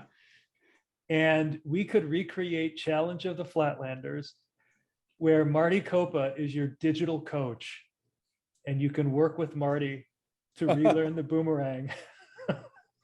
And we can get this Eddie Fiola. This is a wonderful idea, by the way. And Eddie Fiola can do, because Eddie told him how to do it, but Scotty pulled it before Eddie. Correct me if I'm wrong, Scotty. I think that's correct. That's what you said. You pulled it before Eddie did. We can't tell Eddie this. We can't tell Eddie this. So we can't tell Eddie this. Beep. Scotty will get dialed.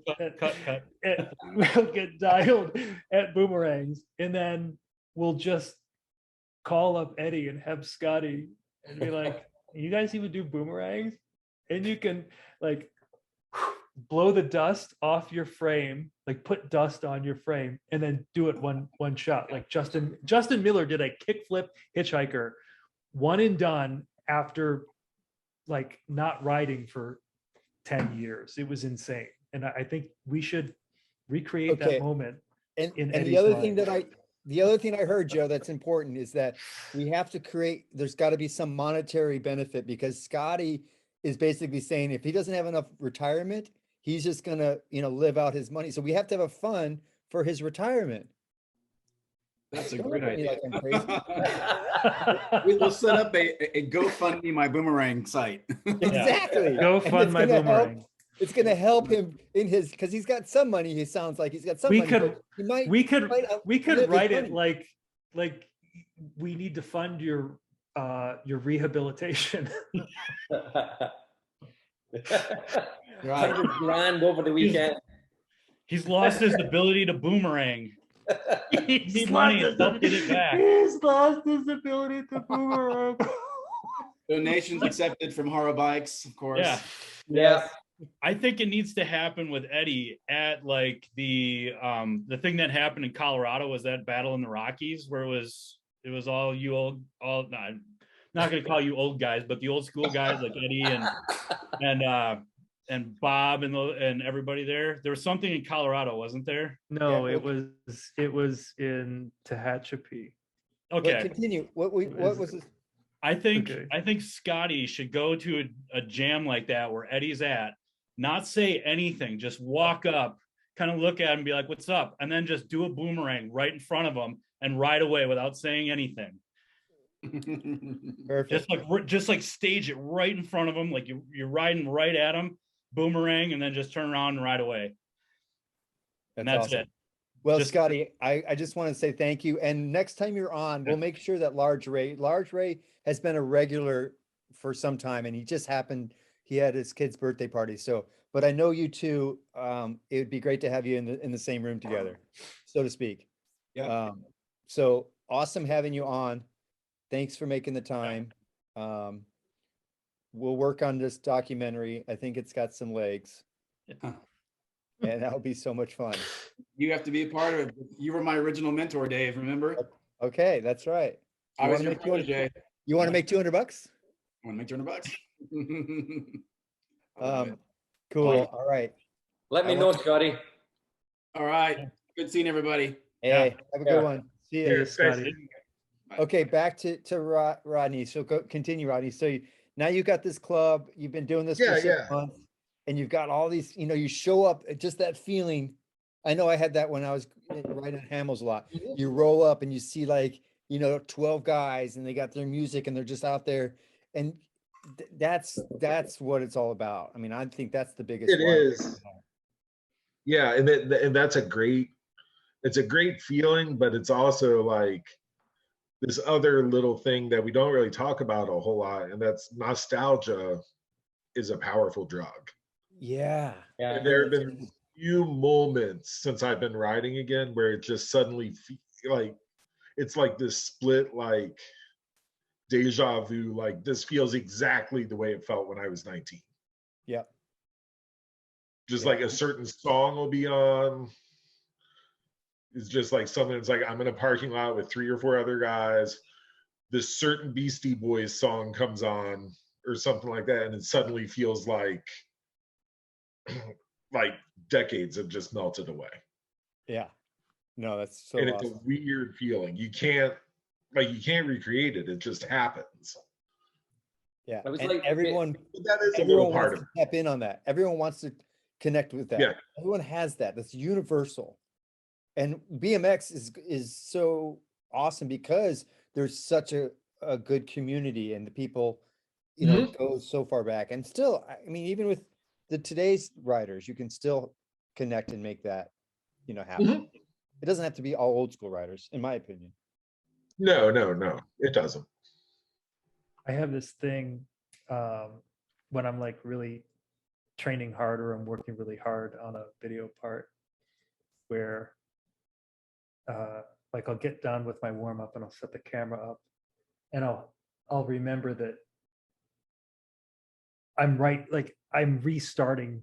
It feels like I'm restarting my life, and I did all the work. I did all the shit that I had to do in the day to keep a job going, but I came right back to setting the camera. that was, people are like, oh, well, it's the start of your day. it's like I woke up from the dream and I was like, okay, it's time to start my day. And And you that was the start of my day. And I would Clicking the have camera. by clicking the camera, and I was like, oh, okay, well, right back at it. Right. Yeah. This Cool. is the start of it again. And I love that feeling. And I would have, when you said that it was nostalgia, that kind of reminded me of that feeling that I would have when I Yeah. was super in the grind. Yeah, that's so awesome. Hey, I want to shift gears just a little bit and just I want to make sure we hear Joe and Andy's why, but Joe, we can stay after the show, but it's getting kind of late here. Can I just touch base on a couple things, and you can edit this part out because I know that swear on Eddie Roman. we're on this path to fame and riches, and I just wanted to check in with you on that. So I sent you a video of the place I bought in Wales. It's got a little bit of construction going on. Do you have that video that you can share? Yeah. Let me, Because I'm wondering if, so just to, I don't know if you guys know this, but Joe and I have this thing where I'm going to help him with his fame and he's going to help me with my riches, so that between the two of us, we'll be rich and famous. Because if we're individually rich and famous, that could be, it doesn't always end well That- for that people could be who are both detrimental. rich and famous. Yeah. Yep. If you're rich and, well, let's talk to John. John, how is it being rich and famous? Yeah. Well, Didn't we just Me? get done having Dave apologize for doing this? Oh, Jesus. I live in the cheapest part of Oceanside you could possibly imagine to buy a house. But yeah, rich and honestly, okay, now to be serious, when we were filming, I'm sitting there having dinner, and who sits next to me is Forrest Lucas, the billionaire of Lucas Oil. And he sits down next to me, and do you know what he says to me, Dave? you're good looking.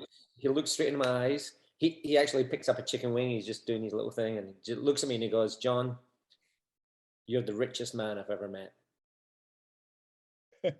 So that's my richness. My richness is being here with you guys. My richness is life. Yeah. I don't have the money, but I feel fucking rich. I made $1 from that movie, by the way. So if anybody thinks I made 2 million, I didn't. I made no kidding. $1. Yeah, I got $1 because COVID killed us. Forrest Lucas lost 20 million. I was going to get 2% of 100 million. I got nothing. I got $1. So you can all joke about it, and I had to let it go because I see the tens of thousands of emails and messages that I've received from people that have went through similar and a lot worse. Women that email me and tell me their dad used to rape her, then her mum joined in. And I'm like, I'm no freaking counselor. How do I deal with stuff like this? God. But they say to me, we watched your movie and that was my release. I know there's nothing wrong with me. And so that's my richness of life, to help others that can't speak up. But now I had a woman from Congress contact me. And then she had me in this discussion with 50 black women after watching the movie. And she says, you've inspired us all, that we can all change and we can all make a difference. And so, yeah, I used to think rich was monetary, but now I'm realizing what richness is. And I'm still on this planet and we're in this conversation. And I know you were doing a joke about it, Dave, as you always do, but richness, I think we need to get off of the monetary value. And richness is being on that BMX. Richness is having the friends I have. Scotty was talking about it before COVID. Richness is I saw who my true friends were over the past 2 years. Yeah. And we have freedom of speech. We live in America. We can speak how we freely want to. If you don't like it, it's okay. Put it to the side. Explicit lyrics. Don't play the album. Why are you complaining about, this or that when just switch off? So the richness of life is life. That's well okay. said. Oh, So hey, Dave, have you learned? Sorry. Dave, have you learned? I'm so hearing it from John, it's starting to sink in. Although I do want you to see what I invested in and see if it's something that can show the clip, just because I feel like there's potential. It's. Oh, I totally it's- want to see this. Yeah. It's still, hold on. a So- second. It's having trouble getting it over there. You know, Are you living in Wales now, really? yeah, Or I'm living in Wales. like Wales somewhere in America? Or are you talking Wales, on Wales, UK, the west coast of England? the west coast of England.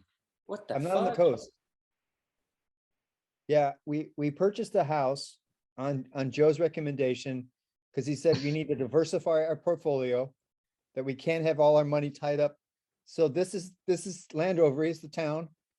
And here's, you guys have to look past the rubble, because there's potential here. And you see, that's a big showroom. It can have a big bike shop maybe. That's just your Exactly cinema what you room, should isn't be it? That's just your cinema room. That would be wonderful. No, that's not our investment, Joe. Did you think that was my investment? I wouldn't have done that. Well, we were going to have a conversation about it, because I wanted to hear you say things like it's got good bones and I can feel it. I wanted to know if you had a connection to it, because once you house have a connection moves. to it, You can then see you can the make it vision, anything. right? This is when I feel like, you know, Joe takes on this father figure, and he speaks to me, you know, like it's Well, because okay. David, He calls me by David. Exactly my point. Okay, John, yes. John just told you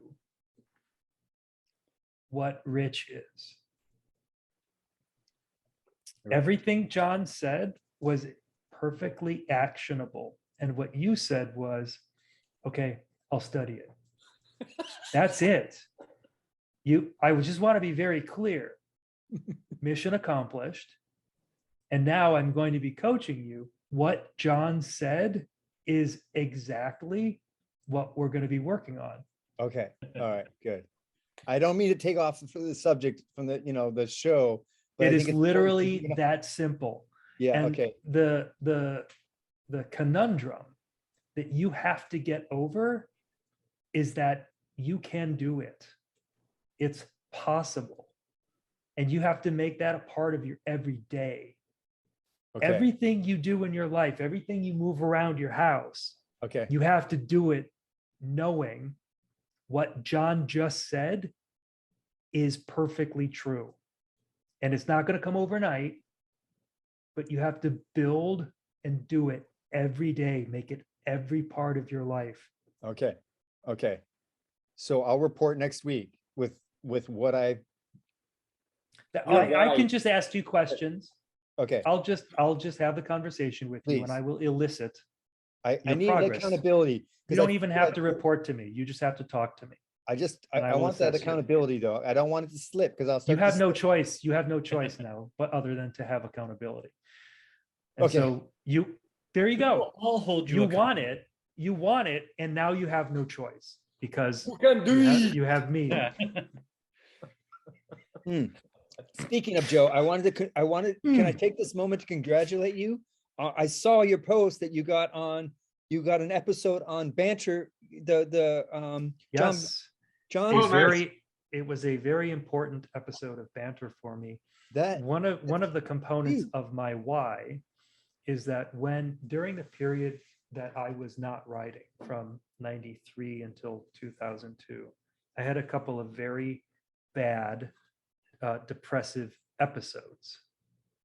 And I have had no such episodes since I got back on my bike. Yeah. And the Andrew Wickham story, I felt was something that I could something went wrong. Jesus. was something that I could speak to. And Wait, remember Joseph, something Joseph, about him. Joseph, just a second, Joseph. I'm sorry to interrupt. You didn't have a whole episode? It was just a segment on a show? It was more than just a segment. Okay. So there are lots of podcasts Okay. where people talk, but there Okay. are very few podcasts where the host asks people for stories about the recently departed. And there were 4 of us who called in. There was Bobby Yeah. Carter, there was Brett Downs, there was Andy Cooper. And what Andy Cooper didn't say was there is an amazing picture of Des Marzin sitting next to Andrew on Andy's couch at that Battle of the Bricks Indy 500 contest, and Des is naked. Really? It's an amazing photo, and the look on Andrew's face is incredible. But I told this, but John said, look, if you have an Andrew story, call. Well, Yeah. I'm just making a point that like your I road, was- your path to fame it's coming along. It all starts with, these baby steps. So congratulations. Just take a moment here and acknowledge, Joseph, that you're becoming more famous by the minute. Now, one other question. Did you When do you your said 3 baby step, What's that? when you said baby step, what exactly did you mean by baby Well, step? I thought that the band, I just saw the post and I thought, oh, great. Joe's got an episode. It was very with- moving what I wrote, right? He's got a gig. Yeah. I didn't Okay. read it. I just saw that you were Yeah. on the show. So I thought, cool, he got an episode. He's becoming, you're getting yourself out there. You're getting, more and more famous by the day. Have you done your 3 kind things this week? Random kind. Probably, sure. I do kind stuff all the time. 100%. So what were absolutely. the 3 things? Because these are the things that I asked you to do that will help you to become famous. So what were they? We're cutting down trees, and I called my firewood guy, and he sent his buddy, the tree guy, and he looked at it, gave me an estimate, and I shook his hand and said yes, because he felt like a good guy. Okay, that's one. That's good. I didn't send it out to bid. Okay. And then Um, 2 more. He's looking around. He's looking around. I'll tell you something else. So I was late for the call because my mom at 74 got Oh. a hole-in-one, and Yeah, I okay. called her, and she was stoked, and I reveled in that stoke. She's been golfing for 8 years. That- She really wanted to do it. She Joe, had fluctuating confidence, and I got her Joseph, stoked. just a second. Calling your mom. I mean, I know that's great. She got a hole in one. But I congratulated. This is a big thing. My mother largely doesn't like me. Okay. I didn't realize that. All right. I don't know if you realize that, Okay. I got it. Okay, then that's 2. That's 2. Okay, then your 3rd one. Yeah, I like how you're looking around, Joe. Yeah. It's like you're well, trying to. I didn't write this down. Oh, Joe. Okay. I think I was kind to someone at work.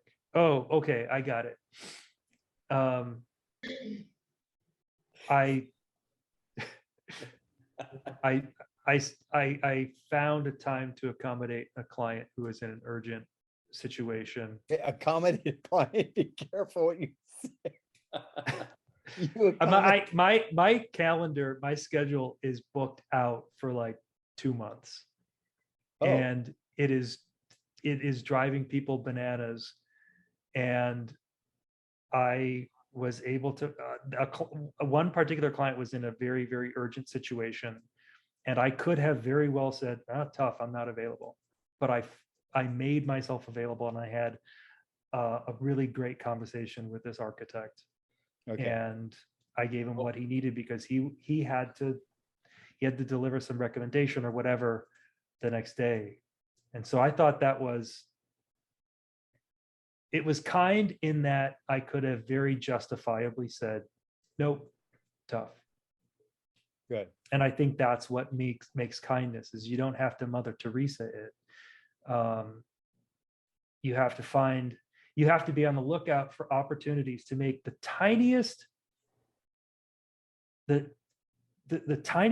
incremental good moment in someone's day, particularly when you know they would never know that you had a hand in it. They may have thought that it happened naturally. But if you can do those nice little things without people knowing, then suddenly who knows, maybe they could have been like, oh, every time I go to these people for help, they shit on me. You don't know what that is. And it Or could you don't change know if they're the- walking around with a grudge about a world, and then you can be the one person to do something just for sport, okay? Just for sport, something that you can just flick some magic pixie dust at them, and suddenly they're like, hold on a second, that shit went really well. That dude helped me out. He's not even here. I'm not grumpy anymore. And you could just put that little bit of doubt in their head that the world is shitty to them. If you can I have do a- that, that's pretty spectacular. I have a prediction. That I have kind? a prediction, Joe. I think you're on your road to fame. You're getting closer and closer by the moment. Just Okay, thank you. hearing that, like, have faith. I know it's been a struggle. I know we've had long conversations about this, but don't you all agree? Like, he is doing the right things. He's going to be a famous on so many levels. because of- Eventual fameness. I already- Eventual famous, like Wikipedia. Yeah, I already think you are. yeah. Andy's already Thank you, stated his Andy. argument on a prior show. If I ever see you in real life, I'm getting your autograph. But we're friends. So, Yeah, okay, still I'll get your sign it. autograph. You can Yeah. sell it. You can Yeah. resell it. No. So, okay, so now back to the show. I- well, that's let's- cool. Yeah, hell yeah. Okay, now back to the show. So, That wasn't the show. Was that a, what was no, that? I was then? just checking in with you.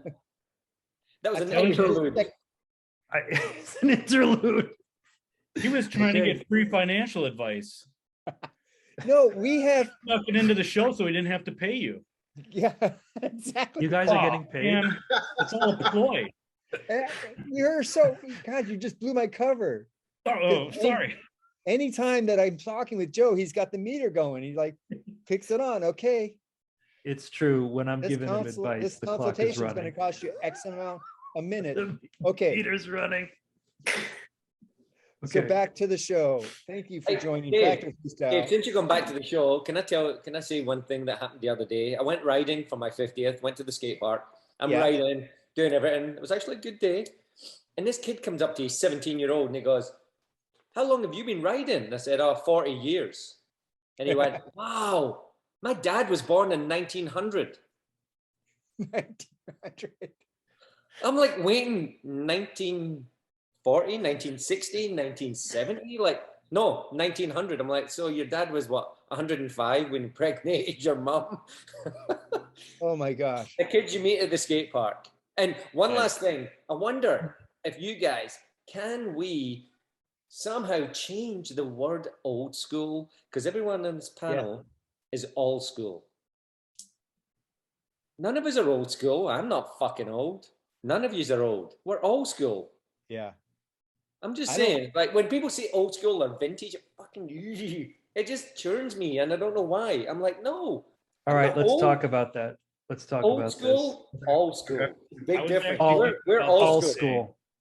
Yeah, I was thinking about that today because with the term like old school tricks, Yep. it's like they're not cool anymore for some reason. Like if you were to go to a jam and you start doing old school tricks, you know, Dave's stuff is always next level. You know, the stuff that he was doing back in the day, he invented that stuff. But if I go and start doing like front end pogos, people be like, oh, like, but no, that was an entry level trick for me. That's how I got into this. This is fun. You know, it's a fun thing. Yep. You know, the stuff that riders are doing now, the real modern guys, is so difficult that very few people can just learn that stuff so easily. And you know, seeing the progression from the 80s to the 90s and how the riding got better, it's all based off of the stuff that happened in the 80s and the 90s as those fundamental tricks to be able to do this crazy wild stuff now. And it shouldn't be looked down upon. Like if you know, if you do a frame stand, you know, it's like, okay, you're learning balance. Or if you're doing, you know, boomerangs and all that other stuff, it's like those are tricks that, you know, they don't really, you know, some tricks don't have a bad, you know, or aren't looked down upon, but they're looked at as not difficult. But for people like me, if I, you know, me trying to learn a boomerang is really difficult. It's really hard for me to learn that. And it should be looked at like, if you see a young kid doing a front pogo, like that's awesome. Like, you know, more power to them. And that's the stepping stone. You should, you know, you shouldn't say, oh, you know, people aren't using brakes these days, you know, take your brakes off. Like, no, let them let them ride and do the stuff and come up the way that we all did, you know? Yeah. I mean, I honestly believe it's all about relatability. Right. And Right. when these guys are riding today, it's out of this. It's mind blowing. And it brings me back to Mike Gray. He's a Canadian rider, rides for us, Mike Gray. And I mean, he does half cabs off of 1.5-story buildings and shit like that. Crazy stuff. And he was in the Harrow office a few years ago. And I asked him to bunny hop bar spin my Dave Mira 46-pound bike. Right? We filmed it. Yeah. No joking. Filmed it and it was slow-mo. He took it, almost busted his back, obviously, tried to do it. 4 pegs, gyro, front brake, everything. Bunny hop, slow-mo bar spin, and landed it. He told me it was his biggest viewed clip on Instagram. Out of all the death-defying shit he had done. And that's when I realized it's about relatability. So if you're doing an endo, you're doing fucking pogos, whatever you're doing, if you can do it and people can see, that's how you did it. But if you're doing a flare, triple whip to double bar to downside whip back in, you're like, I can't even do that in a computer game. Relatability is the key, and that's how we get more people into BMX. So I am posting to the Fact Freestyle story right now, my homies from Africa, that if you want to get stoked on old school, watch the Africa crew, because those dudes don't pick oh, it's new school or old school. They pick the stuff that they get stoked on and they go do it. And it's I can't stop watching these guys. I mean, I love it. Some of those guys even post on the Harrow BMX Freestyler page, and people block them or delete them. Oh, he's not on a Harrow. Who gives a fuck?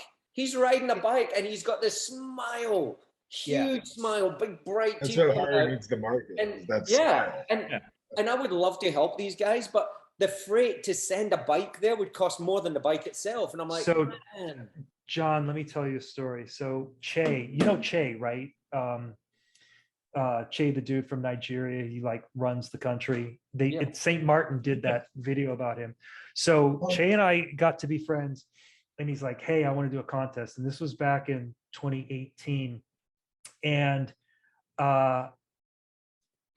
it was when Hiro Tushita was still alive, and Bobby Carter, and the three of us were like, well, let's help Che.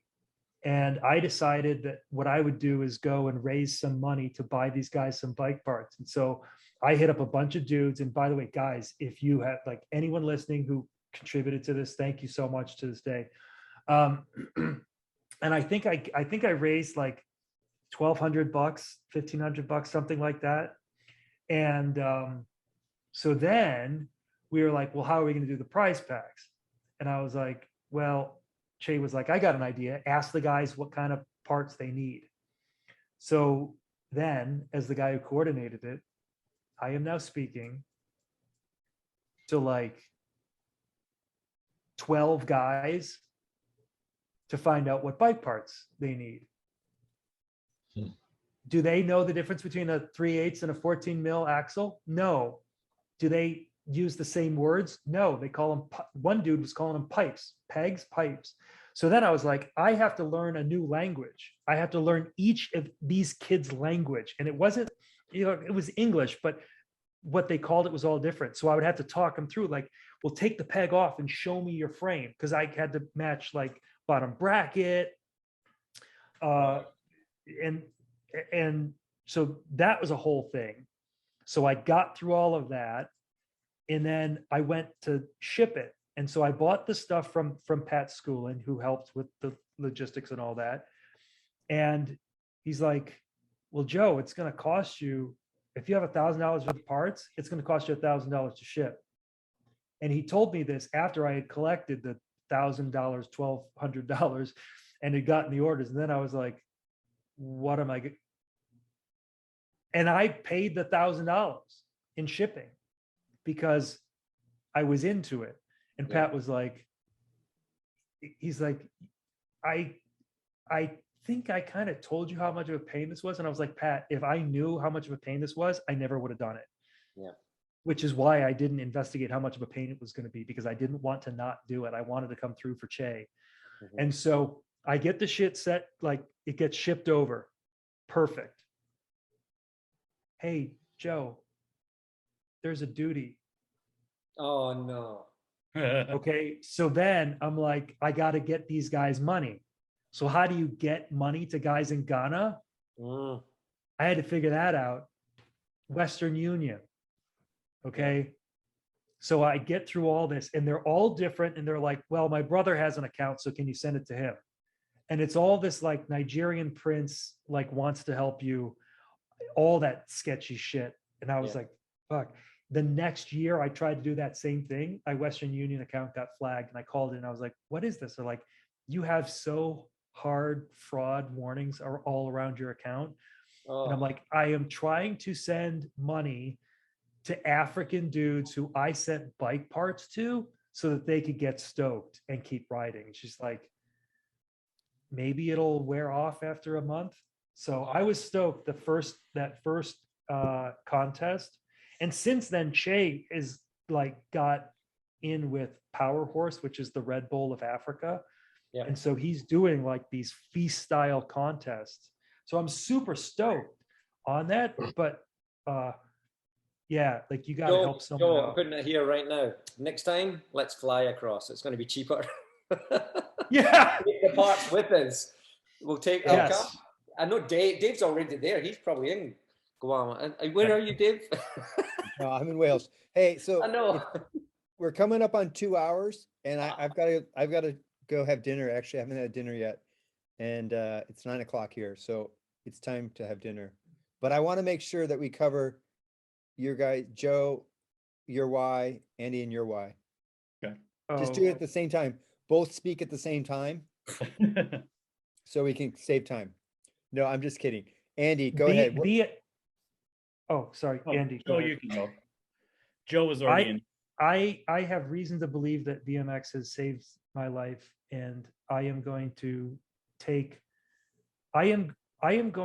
study BMX so hard and then talk about it so that someone else can learn it with less, so that someone can learn it and experience the joy of it with less of the deep mining work that I had to do. Alpine skiing took off once they were able to teach people how to do it, and it became recreational. Flatland is largely not recreational now. And so I'm going to figure it out, and I'm going to talk about it so that other people can hear it and learn it and integrate it into their lives. Yeah. That's awesome. I think part of that is just what John was talking about, the relatability. Yeah. The tricks from the 80s and 90s were relatable because when you saw them, they were awesome, but they also appeared like something I could, like, oh, I could learn that. When you see people doing the crazy spins and the wild balancing stuff now, it's like, there's no way I'm going to learn that. And so it's almost like an immediate like block to their mindset of trying to learn, And I think, making the relatable tricks more upfront and cool, bring them back as cool again, because they are cool, but they give you that sense of like, I can do that. And then you can link a tail whip to a rebate to a frame stand. It's like, oh, great. Look, I'm doing links now. And then it just helps build. And then they can start focusing on the crazy, G-turn, whatever, the gnarly stuff guys are doing now. But there's that relatability issue of when you see it, it's like, yeah, that's amazing. I'd love to be able to do that. But it almost makes it not worth trying, because you're like, there's no way I'm going to be able to learn that in my lifetime. I would have had to have started that when I was, a young kid, where if you start making those small little progress steps, the things become, the things are relatable now. And then the better, more difficult and harder things become more relatable as you make your way up, And so there's got to be that transition of like exposing people in this relatable way to bring them into the new school of craziness. So maybe we do a buddy edit and I get one of these repops and I put a run together of those foundational tricks and try to find a new variation because no one is exploring those tricks. Oh. Like a doing a frame stand on your big toe or something, or what kind of? Exactly. I had an idea for a trick that I couldn't, like, I know I can't do, but it's that, I don't know what it's called, but you kind of ride up and you do a pause on your back peg while it's leaning on the front pedal or on the pedal to the inside. Yeah. And you'll see, like, It's a Fiola trick. It's a Fiola trick. Yeah, where they'll do like the hand thing, and then he swings his leg around the seat with one hand on the bar, and then crank it around and do like a 540. But if you grab that as you crank it around, you grab both bars and you start doing a mega spin, and you start kicking it and doing, going crazy, and then maybe throw a bar spin in there to a decade over top of it. You're okay. in those old school and new school together. So Andy, yes, and then the game can be who can call ABD on that trick. Right. And so there's been a lot of those types of tricks that people have done over the years. If we buddy up and with the mission of inventing relatable tricks and finding variations that people overlooked back in the day, people love to call ABD. Yeah. And so we can publish those tricks and see if anyone can call ABD, and we can start digging through that catalog of tricks to find, to invent on it. So this could actually work to our advantage, because there are not people who are actively exploring that genre of tricks anymore to look for newness, but there's got to be newness in there. There's got to be opportunity. Right. Well, and I think that what John was saying about the relatability is it can go across all genres of riding, because if I show up at a jam and I'm doing a slider to quick spin, right? And my bars are hitting my seat, and it's a very showy, flashy trick. Again, one that I basically took from Eddie Fiola, but I think it was Brian Skura who made that trick up, because I asked Eddie, he said Brian Skura. But the point being is that if I'm riding with a bunch of new school riders, they're going to like try a variation of that. And then I'm going to try a variation. And again, because the BMX, the riding is the common denominator and the relatability. And then if you have a new kid that's coming up, it's like they can start to use those building blocks to do whatever opens up. Because I'll have kids come to the class that I teach, and they go, there's no way I can do that. There's no way I could even come close to that. And I say, again, like what John said, let's be, relatability. Let's break it down. Here's the first step, like a surfer. It's like, just stand on your seat. Okay, got it. Now stand on your handlebar, but actually turn your foot, instead of putting your foot with your toes, turn your foot so you can, actually steer the handlebar. And then I'll hold the bike and I'll say, stand up. And they're like, no. I go, I got you. Just stand up. And then I would hold their arms. And so those kinds of tools, if we had that same kind of cross-pollination with a new school rider that's helping integrate that, which I was trying to get this guy on for today's show, who does a BMX school in Berlin, Camilo, I think his name is. And he's doing that. I mean, he's teaching more of the new school BMX in the Flatland world. I think mostly Flatland. But I think the relatability, that's what we need to call us. We're relatability riders. Yeah. We're not old school riders. Yep. Hey, So and one of who's the- going to be from Sydney? I don't know. We just disappeared. Who was the rider from Sydney? Yeah. Well, it wasn't a rider. Well, I mean, he's a rider. He actually just posted. It was Micah. Micah. He's From- over there just now. Yeah, with Nitro. Yeah. Yep. Oh, he's not from Sydney though. He's in He's Sydney. in Sydney. In Sydney. Oh, that's You okay. mother. Do you know that Micah grew up literally an hour and a half from where I'm at right now? Yeah, that's what you told me. Yeah. On the text. Yeah, I meant to say, yeah, he's reporting from Sydney. He's not from Sydney. Two But, totally different things. Yeah, totally. Well, Micah grew up in Milwaukee, didn't he? Yeah, like just outside of Milwaukee in the West Bend area. Yeah, I know. So I've got this, maybe for another episode, but I've got a close encounter of a girl that tried to kill me in Milwaukee, And then the girl, about a couple of months later, tried to pick up one of Micah's riders as they're doing a tour. The same stay fucking tuned. woman. Stay Nice. tuned for the next Factor Freestyle where Yeah. John almost got killed and Micah, what happened? What's the next one? Micah, what? Micah's team rider almost went home with her. The same woman a couple of months later. Subscribe today so you don't miss the latest Yeah. episode. You never know what's to come. Hey, Dun, John, dun, Joe, dun. let's wrap this up, Joe. Can you let's just talk a little bit about investing 43 cents and what that really can what can really happen. Because Okay, I think that's so significant. all right. Dave and I started this season to provide freemium life coaching, and the Be on the Show for 43 cents is part of the program. What we are offering is transformation through method acting on the show. And so when you pay your 43 cents, you first sit down with Dave for a pre-production meeting, and Dave will tell you how to construct your persona for the show. And he will encourage you. And then the moment he tells you that you are always in character, for the rest of your life talking with Dave Norrie, he will speak to you only in character, and you will feel confusion because you won't know what's real or not real. And I've experienced this. But once you experience that, you learn the efficacy of the methods that Dave and I are distilling.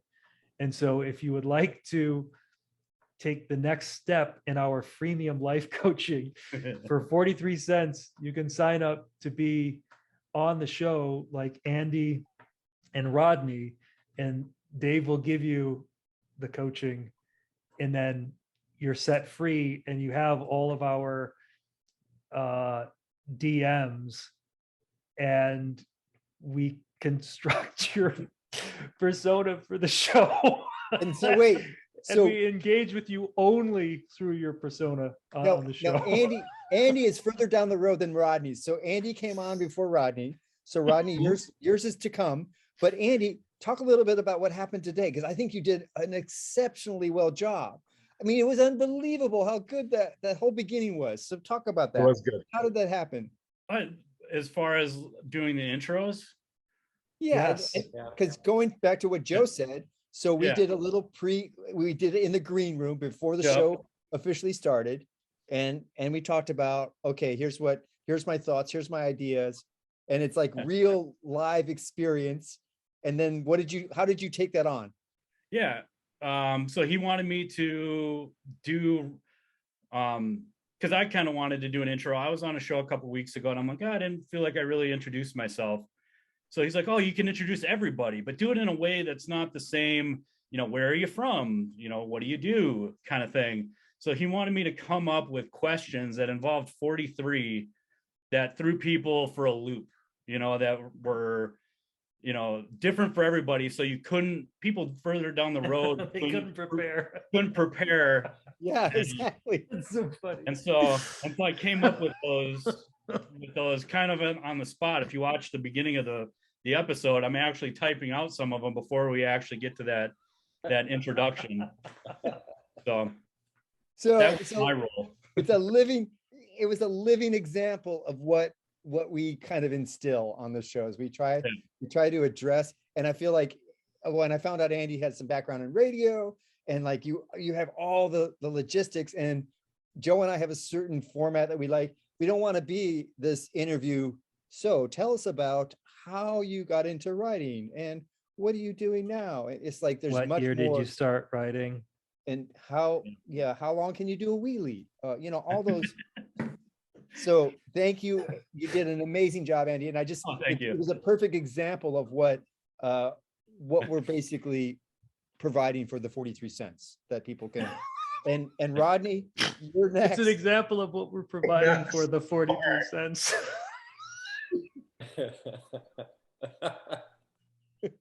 For 43 cents a day, you can sponsor someone on fact.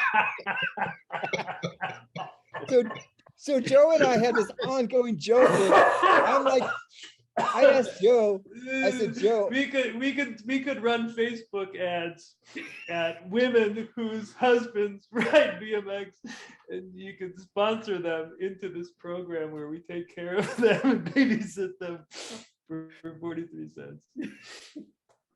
Well, I mean, along those lines, Joe, like if you had that kind of advertising to raise funds for Africa again, to do another project like that, tell me how many people you do not know that wouldn't just give 43 cents just for the hell of it. Oh, and then you would get those people saying, oh, I'm going to up it. I'm going to give it $4.43 or 44.33 cents. You know, it's like that could actually raise a lot of fucking money. Just 43 cents. Yeah.